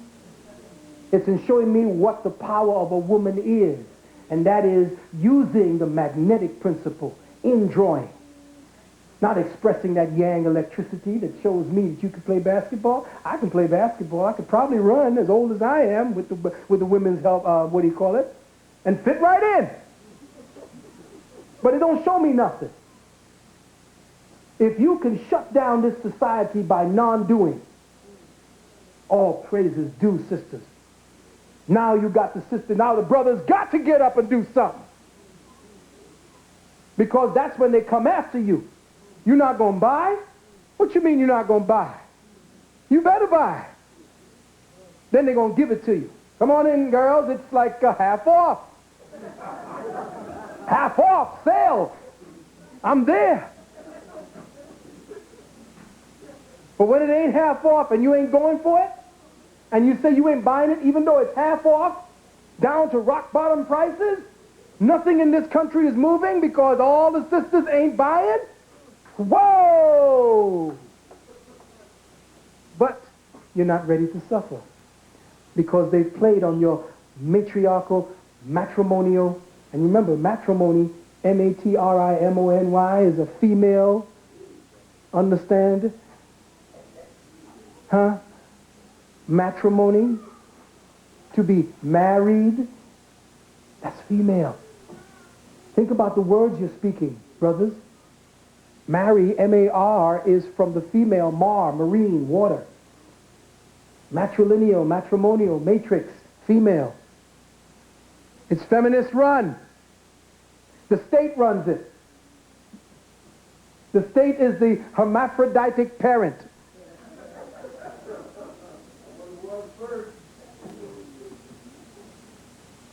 When investigating, and this is from my thing called demystifying, this is a section called demystifying what our New Age sisters like to call the blood sacrifice. When investigating the physical phenomenon of the menstrual cycle, we must first and foremost ask ourselves the question, why?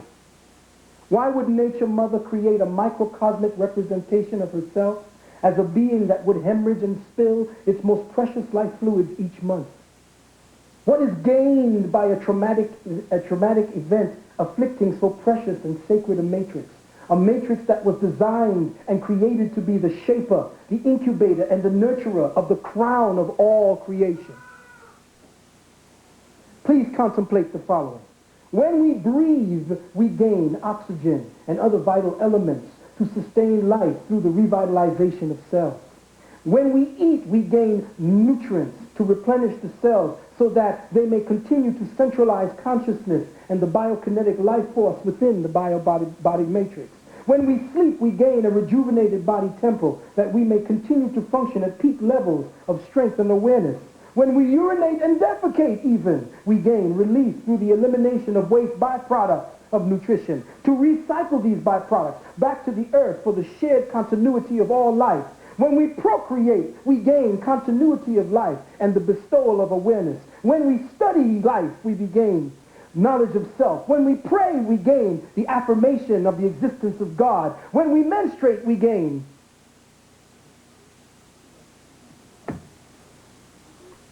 What's the gain? They tell you, well, during that time is when we make our most estrogen. What? The only reason you're making that estrogen at that time is because, bless your body temple, the divine spirit has orchestrated it so that it had to do it at that time to accommodate the pathology. Now, if you are not looking at it as a pathology, you will not see it as a pathology, and therefore you will not agree with what I'm saying with you, and you will go on doing whatever it is you're doing. And the species will continue to degenerate into oblivion. But I'm saying something that usually I say things 10 years in advance, and that nigga crazy. Don't stand too close to him. It might be contagious. But I'm telling you now, sisters, you hold the key to the resurrection of the African Kemetic genius in your womb. And because you bleed so much, because so much testosterone toxicity is floating through your bloodstream at this time, because you're growing more hair than I am now, we're in trouble. You think this issue of blood was not a pathology? Well, they talk about it in the Bible. To my devout Christian sisters, those of you who believe faithfully in the written word of God as revealed in the Bible through the teaching of the gospel of Jesus the Christ, I bring your attention to a portion of New Testament scripture which makes a distinct reference to the fact that the menstrual cycle was truly considered a disease. Of course, you may scoff and claim that my interpretation of the following verses are just that, my interpretation. You may also believe that only a priest or minister educated in Christian schools of theological orthodoxy could give you a more valid and true interpretation. Well, beloved, all I ask is for you to contemplate my viewpoints with an open mind and give truth a chance. Mark 5:25 to 34. And a certain woman with an issue of blood 12 years. She had an issue of blood for 12 years and had suffered many things of many physicians and had spent all that she had and was nothing bettered, but grew far worse. When she had heard of Jesus, came in the press behind and touched his garment. For she said, if I may touch his clothes, I shall be whole. And straightway the fountain of her blood was dried up, and she felt in her body that she was healed of that plague. And Jesus, immediately knowing in himself that virtue had gone out of him, turned him about in the press and said, who touched my clothes? And he looked about to see her that had done this thing. But the woman, fearing and trembling, knowing that she had done, came and fell before him and told him the truth. And he said unto her, daughter, thy faith hath made thee whole. Go in peace and be whole of thy plague. What does he mean by that? Yeah, preacher says, well, she had an issue of blood. He never, and I heard, what's his name? What's that? Pastor Pig Feet talk. What's his name? What's his name? Not even Butts. What's the asshole? Money. He has the name Money. Creflo Dollar. Now that nigga is made for the church with a name like that. Creflo make a dollar. Creflo pimp a dollar. He's on in the morning. He ain't here. You know, Atlanta somewhere. Now, before we continue, I humbly request that you read the above passages again, and so I will. At a certain time, a woman had an issue of blood 12 years and had suffered many things by many physicians and had spent all she had and had nothing better. Do these words sound familiar, sisters? It means that doctors weren't shit back then either. They take your money like they do today, and they don't tell you nothing. As a matter of fact, I am in awe of sisters who could walk in to look at a doctor that looks worse than she does and ask that doctor for help. That sucker looks like he's one step from the grave, and she's saying, physician, heal me. He looks horrible, and you are looking to this particular priest for your salvation. Especially you sisters with fibroids and menstrual cycles for 8 to 15 days. How many of you have sought the help of your physician only to find thousands of dollars and thousands of days later? In this sister's case, 12 years equals 4,380 days. After being medicated with all types of experimental hormonal drugs, coagulants, iron pills, and whatnot, that your monthly suffering continued anyway. How many of you were told after years of enduring this pathology that the only recourse left to you, since you already have children, was to cut it out? Seems like nothing has changed concerning the practice of medicine for over 2,000 years. And think on this as well. If the issue of blood or menstruation was not considered a debilitating sickness, why then is it referred to in the Bible as a plague? The issue of blood, what was she bleeding from 12? She was bleeding for 12 months or 12 years, even 12 minutes. She would have been dead. What are they talking about? They're talking about the menstrual cycle. You see, in the ancient of days, if you bled, you were sick. And when she reached out to touch them, she was not supposed to be in public.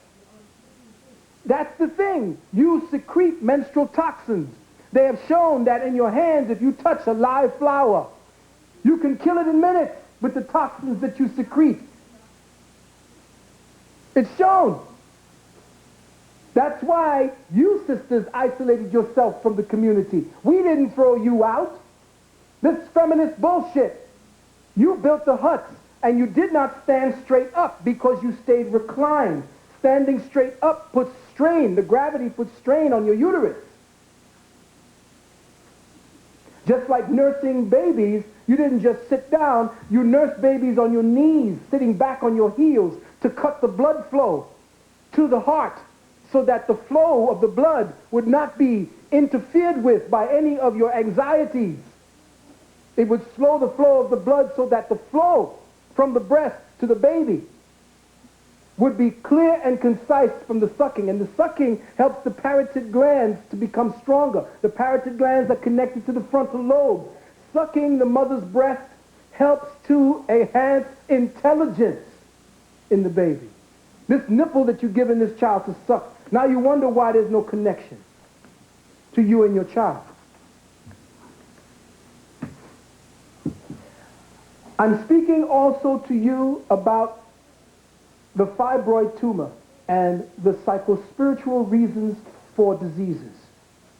In our sisters today, the stress to make it, the stress to survive, the stress to become self-sufficient, the stress to make sure that you have for your child, the stress to make sure that you are at least a contributing factor in your family is overwhelming. You have taken on twice the work. And I applaud the strength and the resolve you sisters have shown. But it's time for you to take an inventory of what your actions have reaped. Because you do more work than any other woman. Yes, you do, and that is why you are a danger to them. Let me tell you something about the feminist movement and why you were recruited after the civil rights was destroyed. Civil rights movement and the movement that you talked about with Malcolm and Marcus, these were masculine movements. These were male-orchestrated, male-dominated, male-led movements. And these were movements of warriors orchestrating, women supporting, not out front trying to pick up a gun unless the front line of men were destroyed. That's the only time you see women begin to come down front, is when their men were being decimated. But these particular motions, these particular movements of Marcus, Malcolm, and Martin, these were movements of messiahs. You understand? That's why the National Security Council put out a particular paper to make sure that no black male would ever rise again to become the quantitative leader of his people anymore, because essentially that is a threat, not only to him economically, but biologically as well. Because he knows that if everybody was loving everybody, white people would be wiped out in 5 generations. That particular experiment did not work. Now, the order went out after they killed your king and your prince. See, you don't get that. Let me tell you something that I have in the book where I began to speak about the killing of the king and the castration of the prince. You know that they castrated Malcolm, right? Oh, yeah. When Malcolm was killed, that Illuminati bastard took his ball, took his phallic symbol, his power. Just like this bastard Bush dug up the grave of Geronimo and slept with his bones. because that's the way they deal with the power. See, it's deep. Check. Why we have a misunderstanding of how the feminists have played us through the divide and conquer. They've even created an anathema, some sort of cyst on the black female consciousness called black feminism, whatever the hell that is. Feminism, and listen carefully, feminism was orchestrated by the white male for the purpose of putting distance between him and the black male, for reasons obvious to all of us. Now, I know some of my people out there who's saying, why are you talking that rhetoric again, Reverend Valentine? Ain't we past all that? Yeah, they made you believe you were past all that, but we still in it. You understand? And our sisters fell for the okie doke.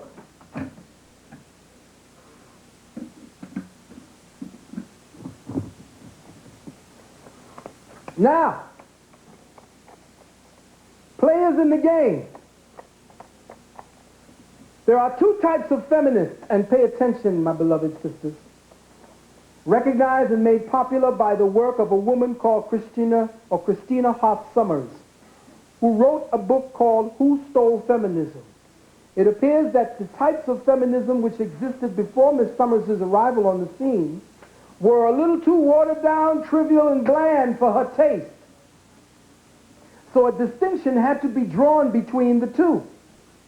The term gender feminist was introduced to take the place of, or to make the distinction between, what Sommers and others like her characterized as an equity feminist. According to her, the equity feminist of, I guess, Susan B. Anthony stock is one who believes, and I quote, the oral and legal equality of the sexes. An equity feminist wants for women what she wants for everyone. Fair treatment, no discrimination. Amazonian, or gender feminism, on the other hand, is based on, quote, an all-encompassing ideology that says American women are trapped in a patriarchally oppressive system. An equity feminist believes things have gotten better, much better for women. Gender feminist thinks it's getting worse. I agree with the last sentence, but not for what you believe or the feminists believe. It is getting worse. And the following quotes are socio-political viewpoints and philosophical ideologies taken directly from the feminists who have, over the last 30 years, molded the behavioral contexts that you now operate in, sisters. In reality, the philosophical roots of radical or gender feminism could definitely be traced back to neo-Marxist socialist resurgence in this history, the kind inspired by the works of Karl Marx and Friedrich Engels. The book Origins of Family and Property and the State by Engels laid the bridal path for a marriage of Marxist and gender feminist ideologies. In it he states, the first division of labor is between men and women for childbearing. The first-class antagonism in history coincides with the development of the antagonism between men and women in monogamous marriage, and the first-class oppression with that of the female sex by the male. And, this quote, oppression and class systems began when men realized that they were fathers. And in order to ensure that they knew who their children were, they enslaved their women by marriage. So according to gender feminism, the logical solution to the problems that make up our societal ills is for the state to step in and help women by A, eliminating all private property, B, making divorce easy and in the woman's best interest, and C, legitimizing illegitimacy, making it necessary, D, that a father know who his child is, forcing women into the workplace for their own good, and F, placing children, an added burden to a woman's freedom, into daycare facilities with surrogate mothers, creating employment for other women. so that all class problems would disappear. Remember now, to the gender feminist, man, woman, husband, wife, mother, father, brother, sister, son, daughter are all class distinctions. The dialect of sex, or the dialectic of sex, written in 1970 by Shlomo Firestone, was one of the first unyielding, unequivocal, femme-fascist literary statements dedicated to the cause of Amazonian feminism. Listen carefully, sisters.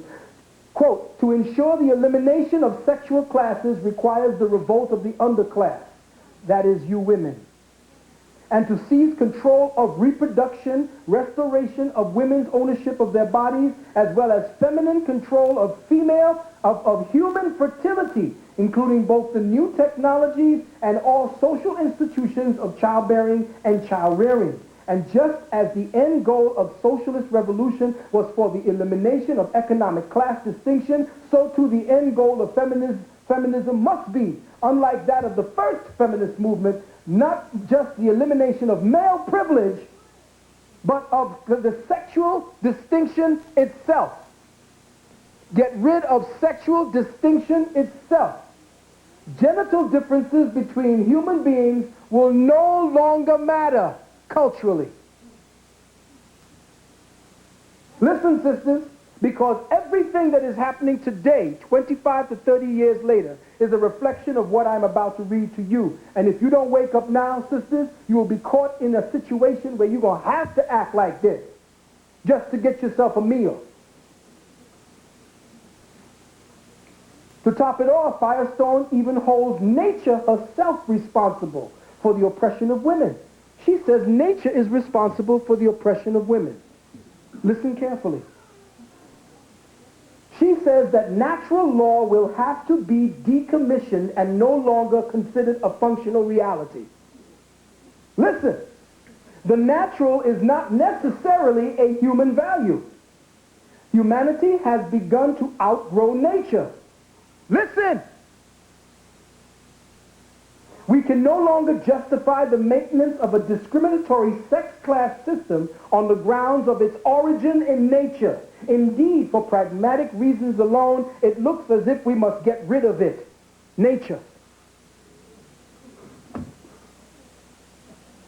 That shit sends chills up my spine, because that's exactly what these women are doing.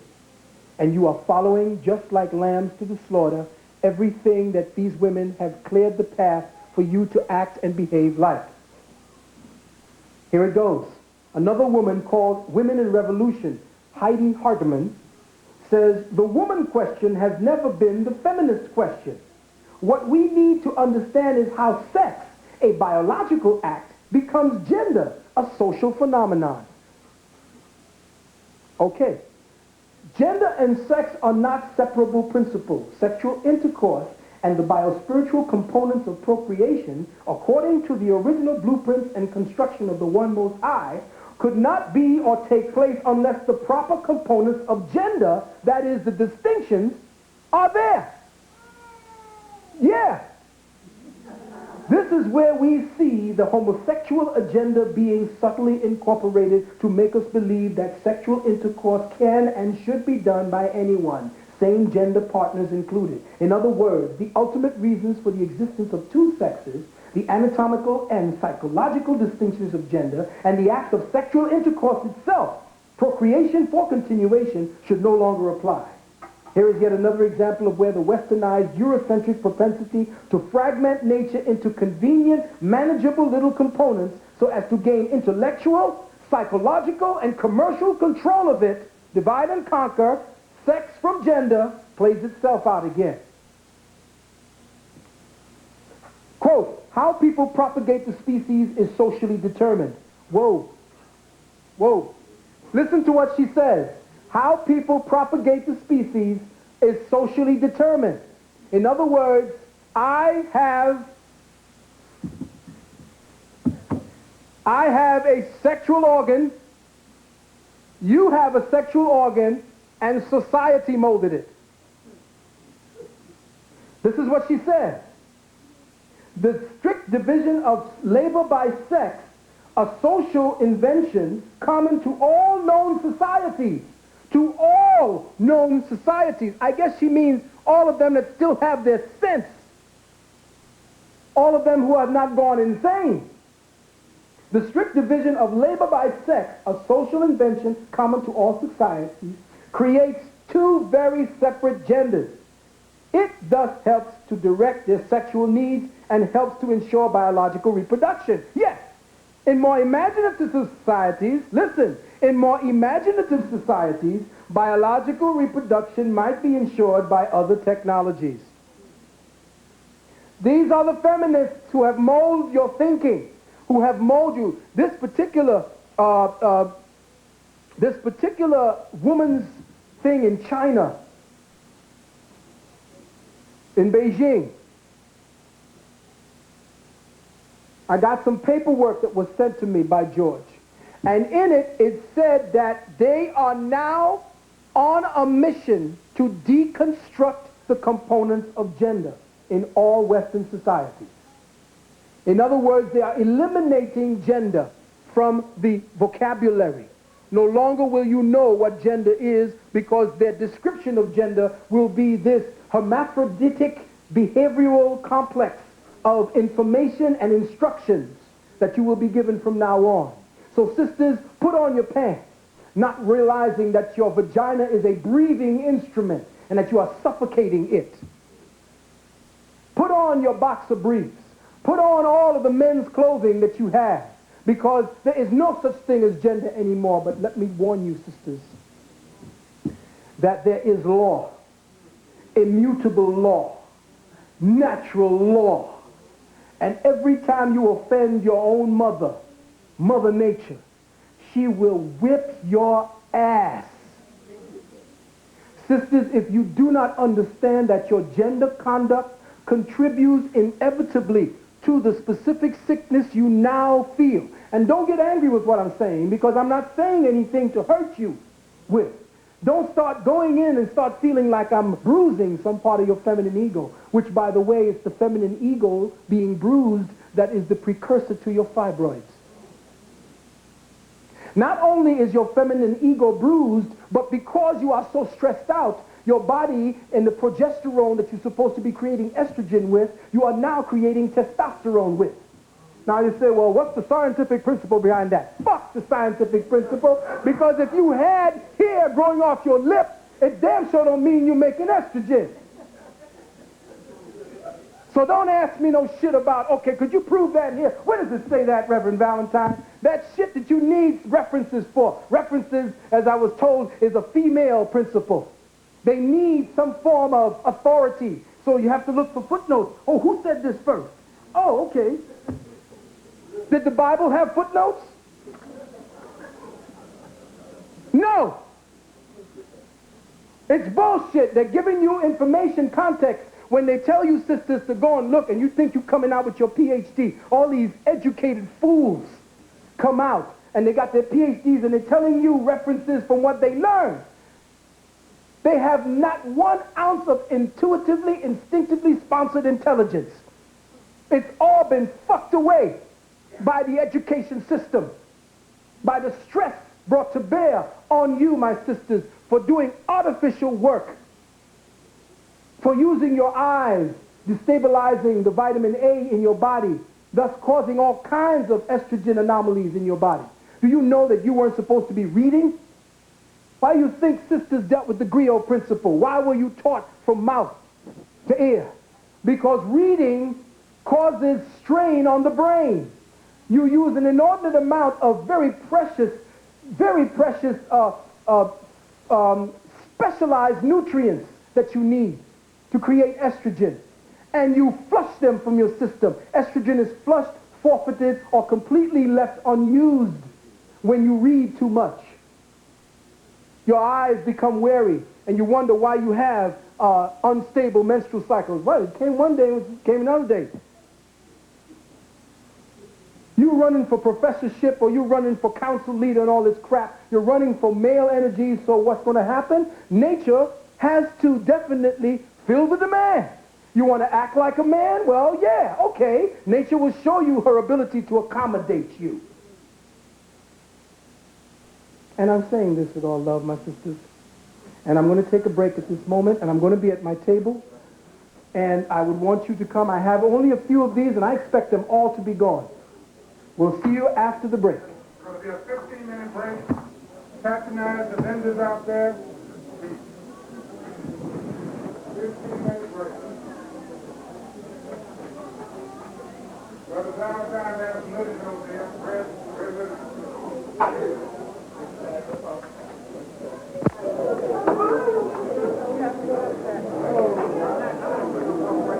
Can we have a little seat?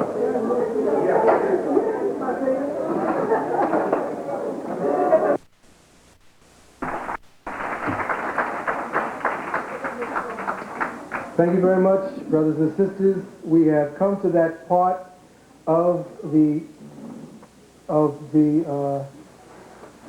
lecture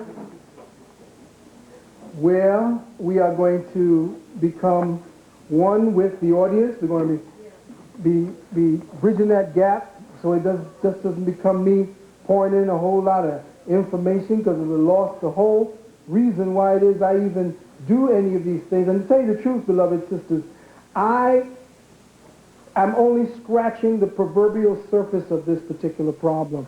I can tell you, I can go on for 6 and 8 and 10 hours like you know I can, and we could speak directly to this situation for hours, because that is the depth of the problem. I am, again, I study all the scientific literature as much as I can. I try to find out where I can apply what I read, and how do I now translate that into what you need to know in order to function. And I found out that every time, like brother came up to me and asked me something about a specific new vitamin that the medical science has now said is going to be very popular, a whole new vitamin that probably Gary Null and all the rest of those jackasses are pushing on us. I'm telling you now that Gary Null is a holistic apologist. He is the segue. He is the medical apologist. He's the one who takes all of those who are heretics from the medical church and gives them a platform in the holistic or quote-unquote alternative venue. Because every time he talks, he is constantly fragmenting the body into these little components that you now tells you need the natural solution for. It's all bullshit, because health is a totality. Holistic health is not a Holistic. That's why they call it holistic, Holi. Holy is to put an ecclesiastical slant on the information. Whole, as in wholesome or whole, is the true holism. But this holyism is essentially what it is, a new church that they're establishing under the banner of the New Age. And sisters are now going to be caught up in this holyism or holistic type of outlook. And we're going to try to give you a way to see past that hype. Now, I gave you, or I had for sale, the breakdown of certain quote-unquote vitamins and where you can get these particular vitamins from the foods. I also made available to you a test that you could deal with on how to check to see whether or not candida may be the cause. I also have a booklet that is the extrapolation of a larger work of mine called Neogenesis that I hope to finish soon. All of this information are starting points only. The true change comes from you realizing that the very existence that you participate in is pathological. You cannot say, tell me what to do, show me what herb, what drug, what dance step to do, and then have to deposit you back into the same environment, pathological environment, that causes the problem that makes you have to seek me out. We have to discuss the condition that we are living in. We have to look at what women have been told they have the ability to do. You've been told, hey, you can do anything a man can do. So what? Have you studied what doing what a man does to you? No. And this is why I'm here. I'm here to sound a warning only. because I know I can't change what you have to do tomorrow in order to subsist. But I can get you to thinking, and that can change the whole quality of the environment just by a change of thought. You can make a request of the universe based on a change of mind, and the universe will answer. Now, as far as your diseases are concerned, I'm here to entertain all questions, not to just give you solutions for you to go home and automatically start doing in your desperation. We have to truly understand where this disease began, how it is nurtured, how it is sustained, before we can know how it is eliminated. Okay? So, this is the portion of the time when, by your asking me questions, I can discuss things that I couldn't discuss in the first half. So, I ask you to participate with me. Does anyone in the audience have a question? One second. If you have a question, get on the mic. That way everyone can hear the question. Okay, right there. Is that on? Can you turn it? Yeah. I just had a question about the clitoris being cut off and Right. it sounds painful. It doesn't seem like something I would agree with. Right. So I'd like to know why that's okay. Okay. I'm not saying it's okay, and I don't want all of you women going out there and exposing your clitorises to the knife. That is not my intent. My intent is to bring you understanding of why it is your ancestors, not just you in Africa, but over in China, in parts of Asia, quote, Asia Minor, the Native American women, evidence of it in Kemet on the walls showing the removal of the clitoris. This is not something that is just incidental to the recognition of the feminists. The feminists want the clitoris because the clitoris is a vestigial or supernumerary organ. It has no function other than to stimulate a very aggressive electrical response of the brain. Now, everything in the body, metaphysically, has a dual purpose. Everything, every organ, every cell, everything you have in your body functions on a dual purpose, except the clitoris. Nothing functions on a singular purpose in the universe. Everything has a yin and yang principle. There is no function that has something looking like the male organ without functioning like the male organ. If you have what looks exactly like the penis and you can't urinate from it or you cannot shoot sperm from it, then it is a supernumerary organ or it is a vestigial organ, for whatever word that means, and it has no other function. It is an overshooting of the principle of gestation. In other words, when that body, we degenerated from where we were. And the reason why that particular act of circumcision, that act of clitorindectomy went on, was because the great, great, great, great ancestors understood that the archetypal body had been defiled. The environment was under enormous attack, radiative attack. And in another book I wrote, and I showed it to you in the last program, called The Ebers Unveiled, I told of how herbology came about. It came about as a way of addressing a very how do you say it, hostile environment that actually came about based upon the wars of the people they called the Neteru. There were great, great battles, cosmic battles, intergalactic battles going on, and at the time there was a huge atomic war that took place that destroyed all of the green vegetation of Kemet. Why do you think there's a huge desert there? There's no huge desert was just there, just came out of nowhere. Nature doesn't create a desert. Its aspect is towards creating all the greenery when given a chance. Desert is an artificial phenomenon based upon, if it is an artificial, it is made based upon a phenomenon or some form of cosmic event that changed the conditions of life so that life could not be. And that is against life.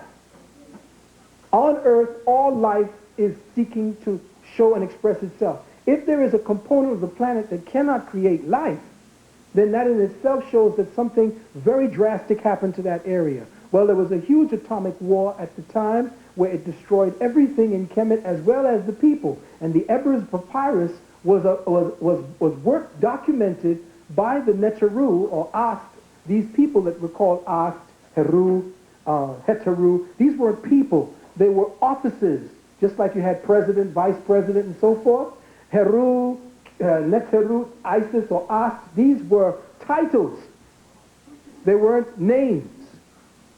So these titles, this one called, this say, I am a priest of, if you read the opening of the Ebers Papyrus, it says, I am a priest of Isis, of the order of Isis. And under that particular part, it speaks about the fact that they're warriors, these priests of Isis. And they said that Isis is the one, or whoever it was that was Isis at that time, gave them the information that they now put into what is known and what was translated to be called the Ebers Papyrus. In it, the Ebers Papyrus, essentially, if you read it, you would see that it is a book written about radiation poisoning. That's it. It has nothing to do with, how are you going to tell me that a people that was so orthobiotically correct, when they ate their food, they ate the dates, they ate everything, they bathed 2 and 3 times a day, they were one of the most civilized and healthiest people on the planet, all of a sudden symptoms of pustules coming out on the body, women aborting spontaneously, 6 to 10 day menstrual cycles, eyes going blind from cataracts. What are these things? Well, the very same things that they had treatments for in the Ebers Papyrus, you can see after the blast at Hiroshima and Nagasaki. So something happened to our people during which time it wiped out our indigenous ancestry. And what happened during that time, we began to degenerate so greatly. And this happened over thousands upon thousands of years, because Kemet that you see with Menes coming together and all that, this is like a survival colony compared to what was really here. And that Sphinx was not a man's face, it was a female face. It was the symbol of Virgo on top of Leo, the lion. And it was facing into the sign of Leo. And the thing is, the face was blown off simply to take the African features and the fact that it was a female. Because remember, the Catholic Church at that time was on the way to destroying the feminine principle of God. Okay, so you had to understand that. Now, with the degeneration of the female and the male, specific anatomical anomalies began happening hundreds of thousands of years ago. Now, if you look in certain different texts, and I remember Dr. Brown telling me that this Gray's Anatomy was not the real one. It's not as accurate as some of the other type of anatomy books that are out there. But when I was reading the anatomy book, I read what Mr. Gray and all the rest of the people who contributed were saying about certain things having to do with gestation, with impregnation, with conception, with the way that particular entity grew from blastocyst all the way up to fetus. And one thing kept happening all throughout the description. They kept using the word supernumerary, and they kept using the word vestigial. So I had to go to the dictionary to find out what they meant. And it meant something that had to do with no more use. Something that overshot its mark and became useless. Something in that vein. So I'm saying, okay, they said the clitoris was this. And what they began to see, that when I was looking at the description of the fetus or the blastocyst and the zygote, they began saying that this particular principle, some part of the developmental stages, there was something called the Wolffian duct and the Gaffian follicle.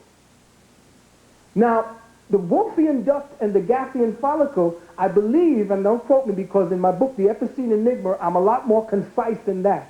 And I'm not here to talk about hermaphroditism right now, but I'm going to touch upon this thing because of the clitoris. In the book, it stated that the Wolffian duct, as it begins to create the genitals as well as, I believe, the kidneys and all the rest of these little components, it seems to overshoot. And I believe it's the Wolffian duct that creates the penis, or it may create the vagina, it creates the penis. And now they say that after the Wolfian duct has created what is going to be the penis, it overshoots and seems to keep going, as if it passes that particular ring pass knot from one gender into another, which means that something was wrong within the matrix, the genetic DNA matrix, that forced that Wolfian duct to make the penis and then keep going until when the child is born, it creates a prepuce. The prepuce on the male that is circumcised is evidence of the female vaginal opening. It is an overshooting of the sexual or the gamete from one specific polarity into the next. Metaphysically, it's a polarity where yin and yang are balancing in the dynamic, and then all of a sudden something happens to destabilize that particular matrix, and now this particular energy keeps falling towards the center, closer and closer, and farther away from its integrity zone. So now you have the prepuce being created through the Wolfian duct, and the Gaffian follicle now shooting over the prescribed design and creating a male component, which ends up being Mullerian. Okay, the Mullerian. Okay, see, I'm correct. I stand corrected. See, that's why Doc is so... It overshoots, and now you have this vestigial organ called the clitoris. Now, here you have our ancestry who are suffering through these enormous cycles of madness, and these little places called Edens were set up by the Neteru to house the survivors of this Holocaust. And in the books, especially in the Vedas, there's a man standing before the door of one of these Edens, and it says, "Look upon me, I am no longer white and pale with leprosy, let me in." Oh yes, it's in the book. And this is written by the Vedas at least 10,000 years ago. So it's written about a circumstance, a great cataclysm that happened to this planet thousands upon thousands of years ago that changed your biological integrity so that now what is normal was not natural to them. So now the clitoris, and all women will agree, when that clitoris is stimulated, there is a whole other type of stimulation than vaginal stimulation. It is this intense stimulation. It's like some women who are extremely gynic and feminine can't stand that and will not allow you to play with that clitoris because it is too agitating. It makes them actually sick. And I know reports of that. Because and when I see who it is that are very gynic and don't like that, they're the ones who are extremely gynic in nature. Now, it's not always that, because you have a very happy medium where it's used as an adjunct. But there are these women who have been lifting, and it says here in the material that Brother Aline gave me that their clitorises, here it is, I spoke to a friend who went to bed with a top female bodybuilder. He said her clitoris was about the size of his thumb.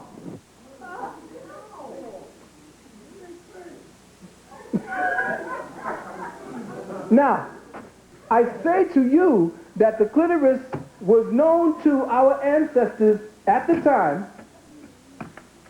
The clitoris was known to our ancestors at the time as something that was not supposed to be. And the culture began to say, as you were growing up, first of all, you could not be a man until you removed the prepuce. Now, why did they say that? Now, you just happen to say, well, they were barbarians. Oh, well, they didn't know any better. They were little savages who just wore loincloths and danced with bones in their noses. Why is it that the Hebrews were actually taking this particular, why is it all over in India, in the Vedic, in the China, in the Japanese chronicles of gods and sovereigns? Why is it all over the place? Even before the Caucasoid came into all these lands. Why was this practiced by peoples who didn't even know each other existed? Because they knew that these particular things were not natural to their physiology. They knew it. And what they did was, the removal of the clitoris was not the butchery that you see today. The removal of the clitoris was done the same way you removed... No? The umbilical cord. Why pygmy don't do it, man? Okay, well, let's get to the what do you call it? Okay. They're not the oldest people on this planet. Oh, that's what you think. The umbilical cord itself, as far as the tying off of it and the drinking of certain herbs, women, and you know this particular ritual exists, women in the older cultures drank specific herbs at the time they reached 7 years of age and 8 years of age. They were given specific herbs to maintain the feminine principle. In a group of native Indians who have not seen civilization for 300 years, men are given a gourd with a particular powder that is grown by the women, that when they take it, it maintains the integrity of the masculine principle after they've been circumcised. When they eat this or take this, the only way they can marry is if they continue to take this particular herb to maintain their masculine integrity. Now, the reason why the pygmies may not have been using that is because the knowledge of it was probably erased from their culture completely. Yes. Chua. Thank you. All right, thank you very much. All right, now, Ubuntu, and I apologize to Ubuntu brothers and sisters and the Twa people. Circumcision and clitorindectomies were practiced the world over because your ancestors knew that these particular organs interfered with the harmony of the particular yang or yin energy that was manifested in that body. God as flesh manifested as two polarities. God as unity could not exist in the flesh and be balanced. That is why you have this particular feminine energy in a masculine is completely aberrant to the form itself. And a masculine energy in a feminine form is aberrant to the form. So they tried to remove it for that balance. And they did it. And this was not something that they did because they wanted to. This is something they did because they felt they had to in order to maintain the integrity of their gender. Otherwise, they found that the women with the clitorises and the men with the prepuces had specific behavioral situations, not to mention the fact that it was not healthy where they were living at the time because of the radiation in the air. Everything had to be done in order. And what do you think the scarification was about? What do you think the piercing of the ears was about? Everything that was natural to you, the way your brain dealt with communication to other planets, communication to other tribes, by mind force alone, all of that was lost. The ability to breathe proper combinations of oxygen, nitrogen, and helium so that you could have a whole body is lost. Why? So what you do in order to maximize your intake of oxygen, they used to scarify themselves to increase the amount of blood vessels being made or blood cells being made. So they would scar themselves every now and then because of the climate that they lived in order to maximize the intake or the creation of oxygen-bearing cells. The creation or the piercing of the ears was to maximize the ability to be psychically in tune.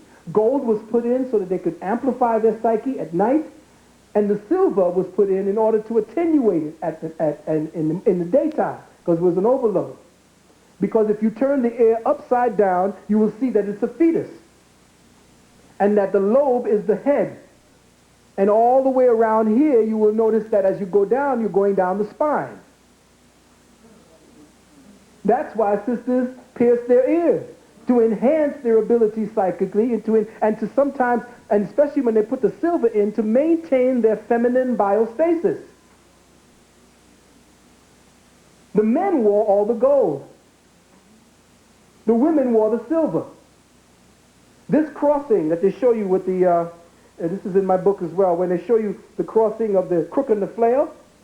Well, the reason for the crossing of the crook and the flail was when Pharaoh or one of the high priests would sit down in council during a time when they knew there were magnetic tides, magnetic fluxes in the atmosphere that were dangerous to them. This gold, this thing was made of pure, pounded and refined gold threads, the flail, so that when the radiation energy went up, like a Geiger counter, the gold threads would start going up. And they'd say, okay, time to get out of here. Let's go in and disperse. The very fact that the Kemites began wearing skirts was evidence of the fact that problems were happening in Kemet at that time, because skirts were not worn by men until of late. All right? You wore pants because pants essentially affords a man a better dispersal of heat. Men make heat better than women do. Your lungs are smaller than us. So you don't make heat as fast and as quickly. So whenever brothers you see sisters say, well, I'm a little cold, get that coat for them. Because it's real. Their body temperature, they can't make heat very well. Testosterone makes a lot of heat. So when you see women start peeling off clothes or wearing a lot of tight skin tight pants, above and beyond fashion, that's the testosterone flowing through their system, creating an unnatural thermic rise in their bloodstream and in their blood temperature. So they have to dissipate the heat, just like men do when they wear pants. You want to know how to stay? Well, what about the winter time, brother Valentine? Yeah, the winter time is that you now layer yourself with different skirts, 3 and 4 of them, 5 of them. And you will be surprised how each layer traps warmth. I want to read something to the sisters right before I go to the next question. And I believe that this particular letter that was written by a woman about women, and in answer to a particular, I had to put it in here. It was incredible. Listen very carefully. And this woman's words are as follows. After reading the letter entitled, Don't Treat Moon Time as Bad Medicine.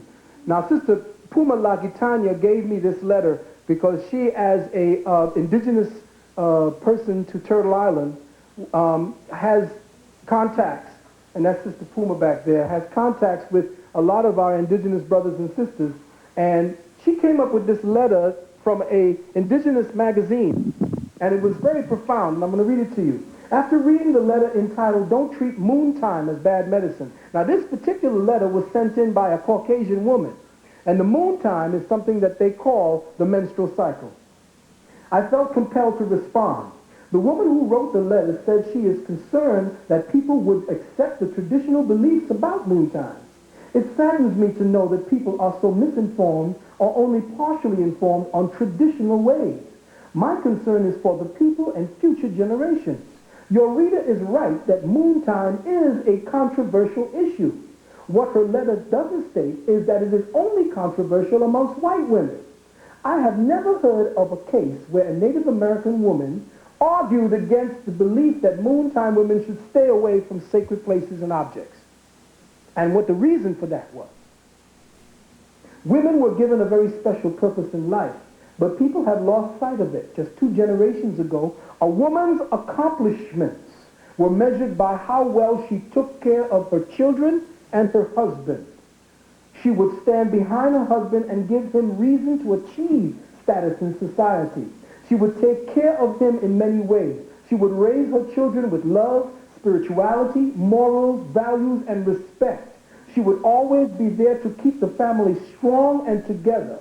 She would never put herself before her family. Her hard work and sacrifice were noble and humble, not self-serving. Each woman knew that she held the destiny of the people in her hands. And that's what made women great. About 40 years ago, the elders saw what was happening to women. They decided that women should sweat and sundance because they were becoming like men. Women were losing sight of their spiritual nature and the meaning of life. The elders held fast to the moontime beliefs. Moontime, after all, represents the essence of purification in life. It contains so much power that women have difficulty controlling it. The ancestors knew the sacred purposes of women and the traditional ways of life, and they lived full and happy lives. Once people started changing traditional beliefs, we ended up with the world we know today. The moon lodge that the reader described may seem harmless and worthless, but I believe that to change moontime beliefs could lead to the destruction of future generations. After having seen the results of abandoning the old ways, I dare not question the elders' knowledge of the moontime. To alter things in a spiritual way to benefit oneself causes loss of the essence of the power of spirituality itself. These ways were not given to white people. Some white people will be honored by being given the opportunity to follow the traditional ways. The problem is, white people have a tendency to change things to benefit themselves. This only breeds resentment, and in the end, other whites will not be afforded the same opportunity. I would like to thank the woman who wrote the letter for giving me the motivation to choose this forum in which to share my views. For more women believe if more women believe as I do and spoke out, maybe we could change the world as we know it today. Would it be possible to return to a better way of life, to the life of our ancestors? It is probably not surprising to learn that I am the wife of Chief John Crazy Horse, Lakota medicine man and traditional leader. However, it might surprise you to know that I too am a white woman.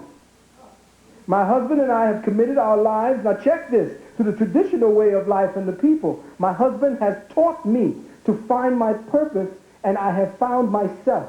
I never knew the strength, power, or love that I possessed until I faced the challenge to be the best that I am, a woman. Now you don't even know what that is.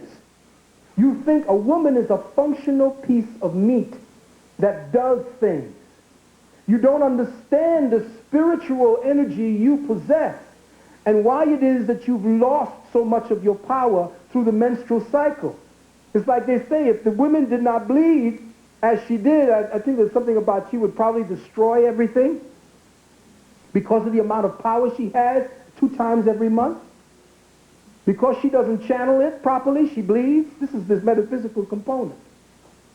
Now, if this woman understands basically what she has seen everywhere around the world, every culture knew that this was a pathology. Why is it that only this termagant female, this Caucasoid female, now wants to tell you that it is somehow some form of initiation into womanhood? Why is it that the clitoris now, something that your ancestors are doing and still doing, and taking off the clitoris the way they knew? They don't know it now because, remember, Christianity came in and just fucked up all the traditional knowledge. So now they lost the knowledge of how to remove the clitoris naturally, and I have known sisters who come from Ethiopia and different places who told me in open forum that they had no clitoris. And they function absolutely wonderful in sexuality. And they didn't know what the big thing was to have a clitoris. So essentially, don't blame the sisters over in Africa. Don't go for that feminist BS that somehow the mutilation. Of course, they have to find a better way of dealing with the situation. But women don't circumcise men in Africa, and the men don't circumcise the women.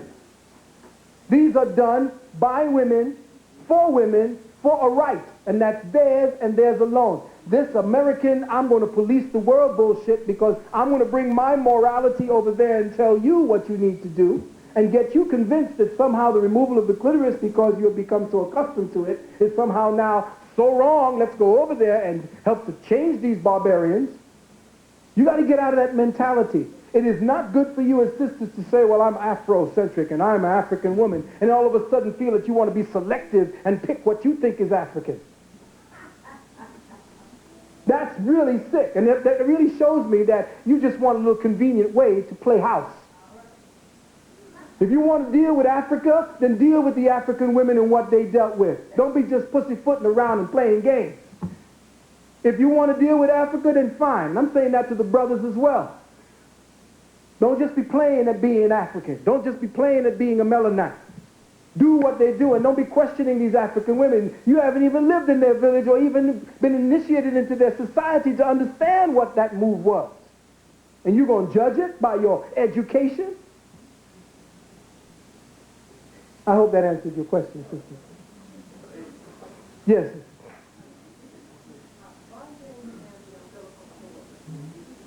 Bonding? Oh, bonding and the umbilical cord. Yeah, birthing and cutting the umbilical cord too soon, the transit from one consciousness time zone within that incubation space and out into it and then cutting it off completely is like being slapped awake. And what happens is there is a portion of the soul that does not, that comes in at the very last moment, after that last beat of that particular cord, before it's tied off. That blood, that consciousness that is in that placenta is a life force that was created based upon the aggregate of cells consciously coming together to form a sieve or a synthesizing or a synergistic contact between the metaphysical or the etheric plane and the physical plane. When that particular part is there, you notice it doesn't come out with the baby, it stays in there. That means that's the connection to heaven and earth still in there. And Dr. Ben said, heaven is a woman's vagina, because I must have come from heaven. If I came from heaven, my mama said I came from heaven, I came from there. That's heaven. Well, yeah, symbolically it is. So the connection between that throbbing energy right there is the same as the silver cord that you can't see that's on the top of your head, that connects you to every point of light in the cosmos. You can travel to everywhere there is a light beaming, no matter how far away, based upon this one cord that you have out of your head. Where it was open right there with the baby, there's an infant in here who has the frontilicus frontilis that is opened, or the fronticle right here. That's the soul still here, energizing between heaven and earth. When it closes, that's the final closing of okay, I'm in earth completely. You see? And, okay, I'm here, right here is open. That's why in certain cultures they speak into that area and they pray over the head of the baby, because that's where the energy is. That's where the soul is. It's dancing in and out of the body, in and out of the body. And sometimes you see the baby looking around at something like it doesn't look around. It's looking into different dimensions where it came from. Yes. I know, like, in Christianity, and I had asked this brother who was, I guess, a minister or whatever, and I had studied word, okay, and they say, I mean, I say, like, there's a lot of power in it. Mm-hmm. Word also, there's a lot of power in it. And that's when I first learned. I've been Islam, I've been Christian, I've been, Mm-hmm. different ones. And I learned in order that the peak of the soul is the top of the head. Mm-hmm. So when you say, when I ask the Christian minister, where's the soul? He said, the soul is in here. I know you're dead. Mm-hmm. The peak of the soul is the top of the head. Everything comes from the head.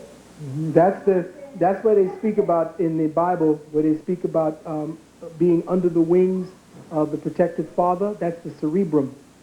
And it is through this area here where there's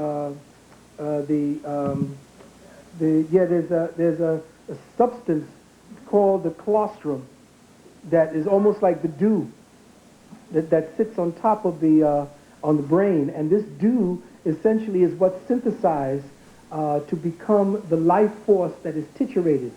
It is what they call, this particular hole is where they get the idea of Santa Claus. It's the sacred colostrum, which brings gifts to the home, to the house. So this energy, okay, I didn't want to get too far off. The sister, okay, I will go. This sister, you have to go up to the microphone. I think I can speak loud enough, Bill. Oh, okay. Yeah. The scripture is sort of a mistake. Yeah. And as far as the sexual stuff called cunnilingus Mm-hmm. and all of that stuff, Yeah. Well, the cunnilingus is the female operating her own phallic symbol, which is the tongue. And that's why they were so very much, you see, feminism tends to advertise, and in advertising they tell you, well, women, having sex with women, almost invariably has an orgasm 82% of the time. So here's the deal. They don't realize that even having an orgasm is detrimental to the female. Because if you have an orgasm at the very point you want to conceive, the particular orgasm flushes most of the very, very urgently needed nutrients that conception needs to have happened in the first place. So with a fatigued uterus from all of that contraction, with a fatigued amount based on you flushing all of that stuff, because now they have women, they're encouraging, and I have a piece in here, women to deal with female ejaculation now, where women orgasm with such force that they actually shoot a substance. Now, the ejaculation and the vagina, this somehow I can't see that particular, it's an oxymoron. And they are now encouraging that. The feminists, the Amazonian lesbians are encouraging female ejaculations. So I've done all of the research into all of this thing, and I can only tell you that I have done it very linearly and very quietly and very succinctly in my book, The Wounded Womb. It's going to shock you. You may not believe a lot of these things, but if you sit silently, or even if you go in and so-called research what I've said, you will find it true in at least 98 to 99% of the times, and if the 1% isn't right at that point, it probably will end up being right down the road. And I'm not just blowing bubbles for myself. Yes, Bill, yes, Bill. What I'm saying is, the men and women really don't need to do that to each other. Right? Well, yeah. I mean, they don't need to do it, but in the Kama Sutra, it's a pretty good way of playing with each other. In other words, exploration sexually, and we can have a whole nother class on this, boys and girls. Sexual exploration in any form that is heterosexually motivated, any sensuality. See, we are into a sexual, our country, our society is sexual, whereas we come from a people who are sensual. And we have forgotten the sensual components, the dancing, the touching, the way that women are women when they are women. Women know what to do when they want to turn on woman with a man. They don't act like they would with another woman. They act like they would with a man. So there is this thing that women do when they're with men or when they're going to meet men. There are things that they do for themselves, to themselves, for themselves, and they have to be ready, especially if they know they're going to be sexually active with a man. They take very precise precautions to clean everything, to wash everything, to make sure everything is right, to know and maybe even rehearse what they're going to say, orchestrate it so that it would become just the very moment they want to remember for at least another 2 or 3 months. You know what I'm talking about. So don't act ignorant. But I am saying to you that that particular sensuality does not translate into a career. It never can. And you have lost that ability to understand what a woman is because you have become a functionary. And a functionary does not understand who they are except through what they do. You have become human doers rather than human beings. And there's a difference. You're constantly being human doings. I got to do this, and I got to do that. I got to read this, and I got to read that. Sit! Fuck down! Sit still! It's frightening what comes into your head when you sit still and turn everything off. The television, the radio, your friends, pull the phone out the wall. It's frightening to sit with yourself for a little while and see all the shit you got in your brain. Yes, sister. My name is Valentine. I'm actually here visiting. I'm here for the Commission on the Status of Women at the UN. And it's Welcome. people coming, thank you. And that's what you would call a feminist forum, I Yeah. guess. And I have a problem with some of the things you said. First of all, I'd like to thank you very much for that really very interesting lecture. But what I would say, basically, I'm also from Sudan, and I live in Sweden. I lived also in Saudi Arabia, so I have to deal with very different cultures where women have very different positions, and they have to deal with very different realities. My problem with what you're saying is basically when you talk about feminism, because it depends on how you define feminism. I would say that I am a feminist. Maybe not the feminist that you're talking about, or that, every woman maybe wants to define her own feminism. But if you're for the cause for making the life of women better, and it is, women are suffering from a lot of things. Violence, poverty, diseases, and so on. I agree with a lot of things that you've been saying. For example, how, some feminists, or maybe some, let's say, people have been trying to promote a certain type of consumerism, a certain type of role for women that does not really fit women, and trying to impose that on them as this is the role of what you want to do, your career, forget about family, forget about that. I don't think that's really the role of women, and that there is a difference between what women and men are supposed to achieve. But I don't either agree with what you've been saying because I feel it's a bit too extreme. I mean, when you've been talking about the vitamin A and the reading, I think education or reading for anybody, for women or men, according to the different religions and all the great philosophies and so on, they would promote that type of thing. Also, your reference to traditional societies and so on as the reference. I mean, there are a lot of wrong things that these people have been doing. I come from Sudan, and 90% of the women there are circumcised. And there is a movement within many African countries against female genital mutilation. It is not, I don't think it is okay. I don't think it's just because some ancestors have done it some, 100 years ago that that's okay and that this is, legitimate. Also, the position of women in all these different societies is not right.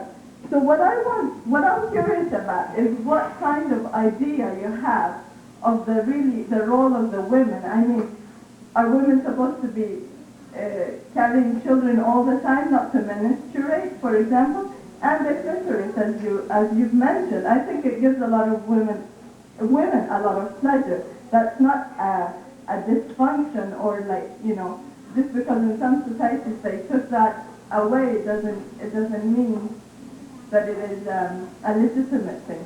Also, if you could define... Okay, could you please, you're giving me a lot to try to remember because I'm trying to categorize what you want to say. Now, if we could start with the first question and I will answer you. Okay, about feminism, yeah. Okay, we asked the question, what kind of feminism? There is no African feminism.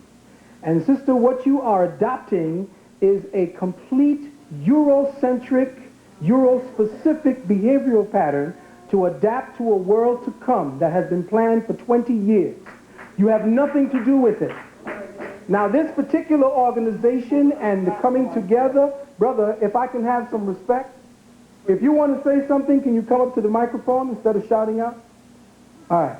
Now, my sister, let us examine what it is that all of the women are coming together to achieve, and let us look at the environment that they are allowed to do their achieving within. Let us look at who will supply the particular components, the materials. Let us look at who is going to supply the avenues, the revenue, and everything for you after your discussion, what women need. Let us find out what your feminism is going to birth. What is the bottom line agenda for women, and how have they defined what is better for a woman? And I'm asking this rhetorically. How are you going to define what is better for a woman in this society without defining what is good for a man as well? That's one. Two, how is it that you are going to bring your forum to a world dominated by Eurocentric thinking? You are acclimating your behavioral patterns to a specific schism of thought processes that have nothing to do with nature. The very fact that they have the particular technologies that they have created and you have had to been forced to interface with. Sudan was raped and colonized by the same people you are now creating a forum to find your freedom from. Now wait, let me say this, sister. I'm not being belligerent. I'm not being belligerent. Listen to me. If you call yourself a feminism, sister, you leave yourself wide open as a target. Because all forms of feminism are antithetical to who you are as an African woman. And the bottom line of feminism is for the destruction of gender. The only way you are going to assume the power that they are now categorizing as the achievements of the new woman is for you to follow what I have read here according to the categorization. You cannot bring the specific natural immutable laws, the behavioral patterns of proper gender conduct, into that particular arena of behavioral situations that they are now constructing for you to adapt to, and say that you are going to be healthy within the next 20 years because of it. Anything that you are going to get, you're going to have to make concessions to your own inner being for. And that will be detrimental to you in the long run. If you are coming together as women in a womanist or something other than a feminist purview, then sister, I would say that you have a chance. But if you are coming together as a feminist, no matter how you codify it, no matter how liberal you are, no matter how you, what do you call it? If it quacks like a duck, if it waddles like a duck, it's a duck. And I cannot say that more, because the excuses women who have now become adapted to this very liberal and very, accommodating form of feminism is the very people we got to fight down here in the trenches, because they're the ones that will pretend to come into our circle and have the benefit for us. They're the soft sellers to our women about the agendas that the Clintons are putting together. So I know that you're saying, well, there is, and I remember the next question came down when you were saying, well, I come from Africa and I came, my sister, I don't care where you come from as a melanated woman. In Africa, you are somehow worse off than we are over here when it comes to your mind not knowing who you are. You understand?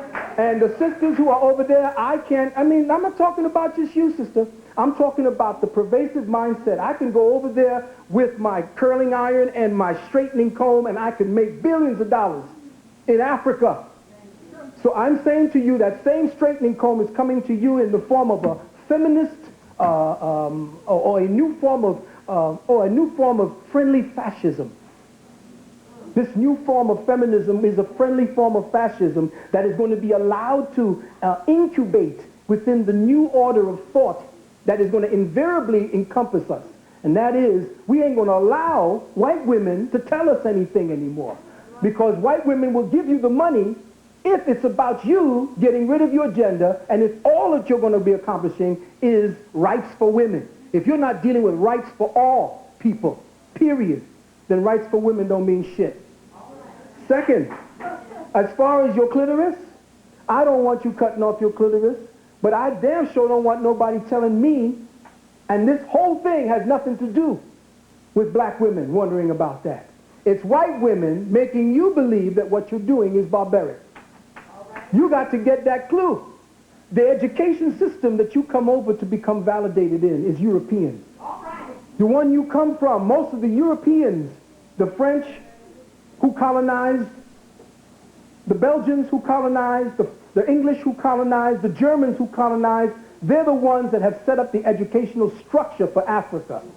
So anytime you got these intellectual Negroes over there telling you that Africa somehow has its own point of view and we know where we're going, my sister, Africa is in the trenches of colonization right now. Matter of fact, they are now the target of a whole new recolonization process, and you will be the one that will be leading it. No, that's what I'm trying to say. What I said, if you listen to my question right... So many. You have to give me another question. Yeah, okay. I agree with you on all the things that you've said lately. And what I'm saying is that just because there are feminists who are speaking in the name of feminism, or it depends on how you define feminism, but there are a lot of... How do you define feminism, beloved? For me, when I talk to... I'm not the one who had a whole lecture about feminism. No. But You say when you define feminism, if you are a feminist, and you say that you would be a feminist, then define what a feminist is to you. Yes, for me, as I define it personally, it is giving women the space, the power to empower them to do whatever they feel is Hold that thought. See, now that's where we're coming from. See, now let's just hold on to that. What are you expecting to be given, sister? What do you wish to be given? Number one, what power do you wish to have to get what you think you want? To have the power to be free from violence, to be free from the discrimination. You can't be free from violence or you're colonized. Okay, may I just say something? Okay. I don't think we'll agree on that, and you will probably have much more rhetoric than what I can answer. My question is, if you would just please wait. Okay. What I'm saying is that the definition is, say that they want to define it that way, that they want more empowerment, that they want what African feminists and all the people coming from Mali, from Sudan, from this, from that, they're not all house niggers or whatever you want to call them. And they're not even, no, just hold on. And they're not even, think that the agenda that the European feminists are putting for them is right. People are sick and tired in that very same commission on the status of women of people talking about FGM of female genital mutilation, of all these things, and telling us what to do, because we are fighting against that in Africa ourselves on our own agenda. What I'm saying is that you're discrediting women who are fighting for such rights as, you know, running after what colonialist, fascist agenda the whites have put for them. This is not the case. It is true that, you know, consumerism, whether it's for men or women, it's not only women who are straightening their hair. You have your men straightening their hair, right?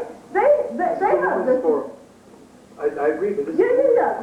But I'm saying the ills that you're talking about and that I agree with you on are really there. What's the point that you agree with me on, but then disagree with me? When you say to me, sister, listen carefully, that particular forum that Africa is moving to empower women, okay? Yeah.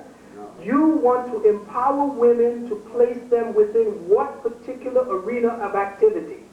Now, if you are empowering them to fit in, then that is not empowering them. You are now just changing the status of their activity.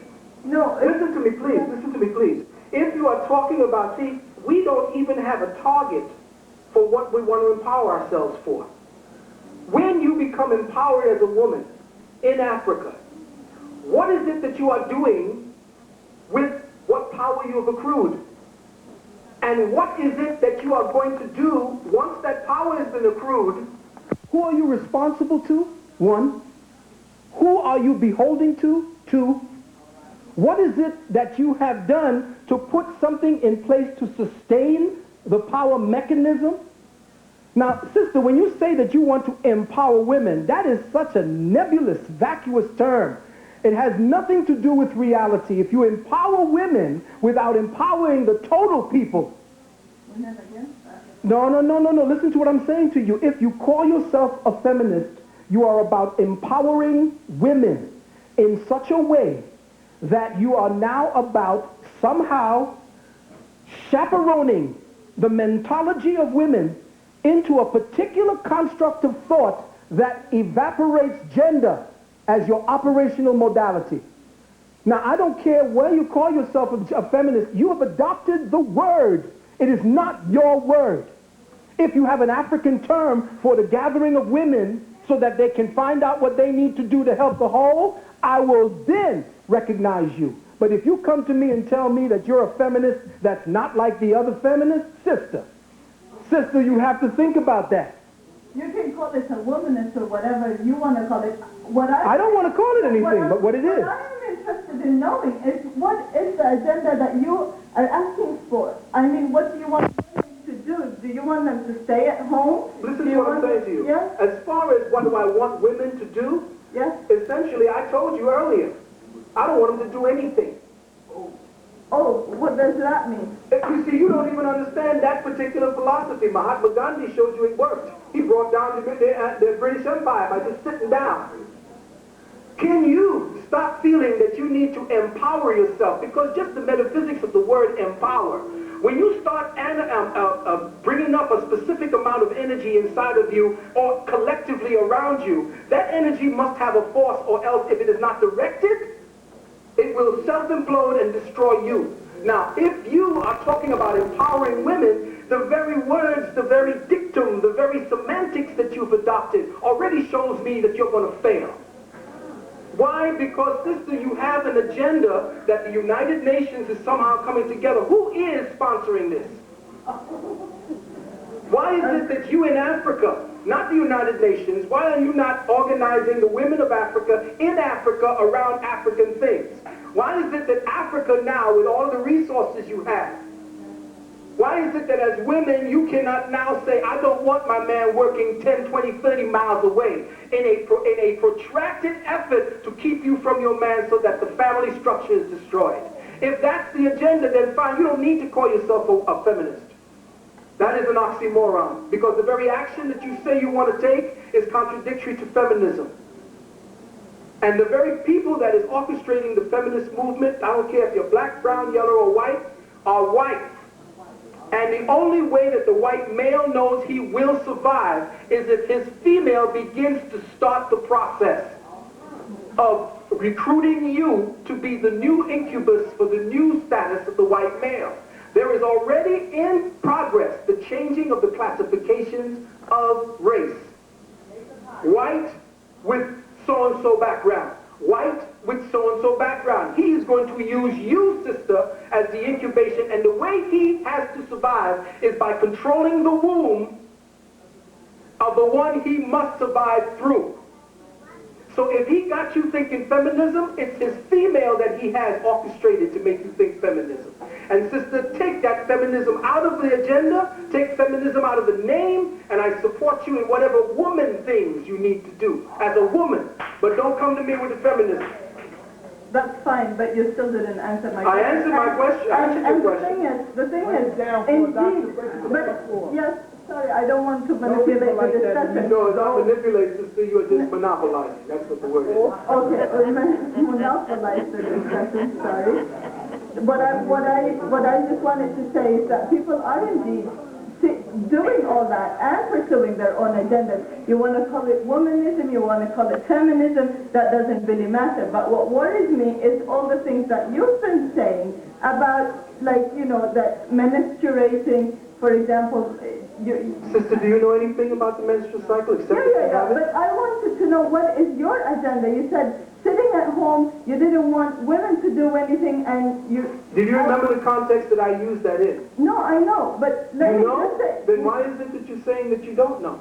No, but just let me say one thing, is that when empowering could also mean, I mean, the same terms that the white feminists are using. Empowering could be empowering through knowledge, that you give women education knowledge so that they choose not to buy the hair straighteners or whatever that is, you know, that is... So what does that have to do with it? That's mutilation too.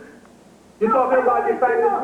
Why does it... But sister, I have in my book here where I speak to the fact that you can teach a woman to learn without having to do the specific activities that men do in order to learn. In my book, I speak about the fact that a woman, to try to say that a woman should not learn is ludicrous and stupid. I never said that. What I am saying is that... about reading, listen to me. Sister, please listen to me. Listen to me very carefully. And this is just the person I said would be in the audience. Here's where I'm speaking from. The vitamin A that you use, and the vitamins, and I said specialized nutrients that you use in order to read, or in order to be the woman that you are. When you read, you tax them. You flush them from the system. You inordinately use them to the detriment of the whole woman that you are. I never said that you should not learn. There's a difference. Book-sponsored knowledge is not the only knowledge there is. You have to be pretty damn smart to remember what people have told you as well. Now, I'm saying to you that there are ways to treat and teach little girls, little children. After the age of 12 or 13, that's the time they should be really learning to read. Why? Because at early ages, you begin to destabilize the nutritional context, the nutritional vortexes in children, which is why 3/4 of our society is myopic now. If children are rushed into reading, rushed into these yang institutions, you want this empowerment and don't realize that the very tools, the very avenues, the very cathedrals that give you that empowerment were based upon white male-dominated forms of learning. And you didn't look to who it is you were first before you adopted these habits, these particular constraints. You just took them on because you were going to be equal, you were going to be the new woman, and you were going to take these behavioral patterns. Now listen, you wanted to know why I was talking about vitamin A, sister. Don't nod your head no, because you don't know what I'm talking about. And I see that. I'm saying to you that the very thing you do when you go to school, the very way you learn, the very way you read, the very academic way you function inside the halls of learning is based on an old Eurocentric construct of learning. Right there in front of the chair, you sit down in front of the teacher, that puritanical bullshit. Your people were out in the woods, out on the plains. That's how you learned, under the stars. There was no way for you to know that when you began to adopt the new empowerment legislation of the new woman, that you were adopting the way men behaved. and to the detriment of yourself. So when you read, you flush your estrogen. That's what I'm talking about. Now, if you can show me, through your own feminine genius, a way to learn without doing that, then yes. But then don't tell me that I trouble you. Instead of asking me why would you say that, you're saying to me that I trouble you by saying that women shouldn't read because of the vitamin A, and you don't even know why I said it. But you never explained, that's why I'm asking. Well, then, no, you didn't ask me. You made a statement, sister. There's a difference. You make a statement. The whole thing about the clitoris and FGM and the conclusion... What is FGM? Where did you get that word from? Female genital mutilation. What is female genital mutilation? Who gave you... No, wait. See, again, we are looking at your programming, sister. Where did you get that word female genital mutilation from? Who gave you those 3 words? Well, I really don't know. I rest my case, sister. Well, you can rest on your case. No. I'm saying to you, sister, everything you're coming to me with is based upon what you have been programmed to believe is real. So until you find the other side, don't doubt it. Don't say it isn't this. You don't know who I am, and I don't know who you are. I'm not disagreeing with all you're saying. Well, then what are you doing? Yes, we have been conditioned, and I'm sure we've learned a lot of things through institutions, through so many things that, you know... Sister, I've learned based upon the sisters who've had to come to me. Sorry? I have learned about the plight of women, not because I know women for everything that they are about. I know it because for the last 23 years, I've had to deal with the same thing over and over again. And guess what? You get to learn a couple of things. And then you begin to study along the lines. What is it that is wrong with this picture? Why is it that my sisters are suffering with 150% rise in female gynecological disorders? Is that some kind of an anomaly that your empowerment will get rid of? No. I am finding out that the more you find out about empowerment, sister, the sicker you get. So I'm trying to figure out now, what is this particular demon you chase for this thing called equality, this whatever that is that you're chasing? Because to me, the word empowerment is equality. That's what I'm hearing. That's a European oxymoron or a way of phasing in certain meanings. Now, when you say those things to me, sister, I have to go back in my inventory of experience, and I have to listen to the hundreds, yes, thousands of women I've seen in the last 23 years who tell me the same story over and over again. So I had to do my homework.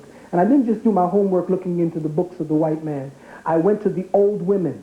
I began asking my 8 great-great-grand aunt in the West Indies. I asked my grandmothers. I talked to the old people. What is it that you used to do? And why is it that you don't have your uterus in somebody's garbage pail in the hospital? Why is it that you still have both your breasts, Grandma? And Grandma showed me that there were specific ways of being, specific gender conduct that women had, specific things they just did not do, period. And it maintained the health and well-being. And is that the only way? Yes, at this So time. we return to your At this grandma's time. At this, yes. Yes, because Grandma knew a hell of a lot more than you did, sister.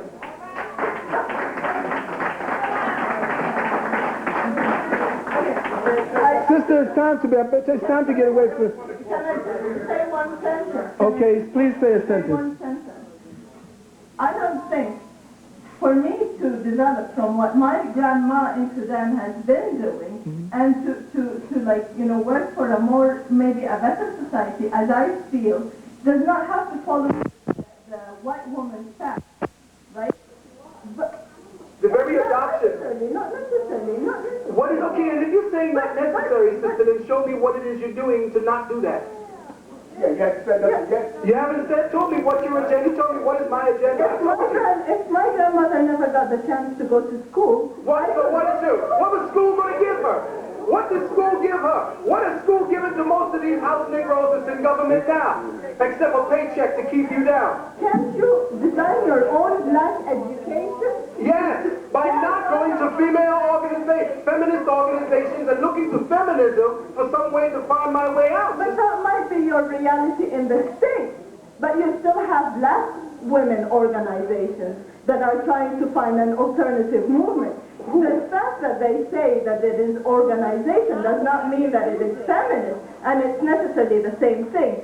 That's what I'm saying. Most of them are funded by feminism. Most of them. Yes. It doesn't have to mean that every single one of them. Well, then you have to show me which one, sister. Yeah. Brother Man, sorry. Thank you very much, everybody. Let's hear it to the sister. Wonderful discourse. Greetings. Yes, beloved. Two things. We are here where we are now today because of what happened then. Yes.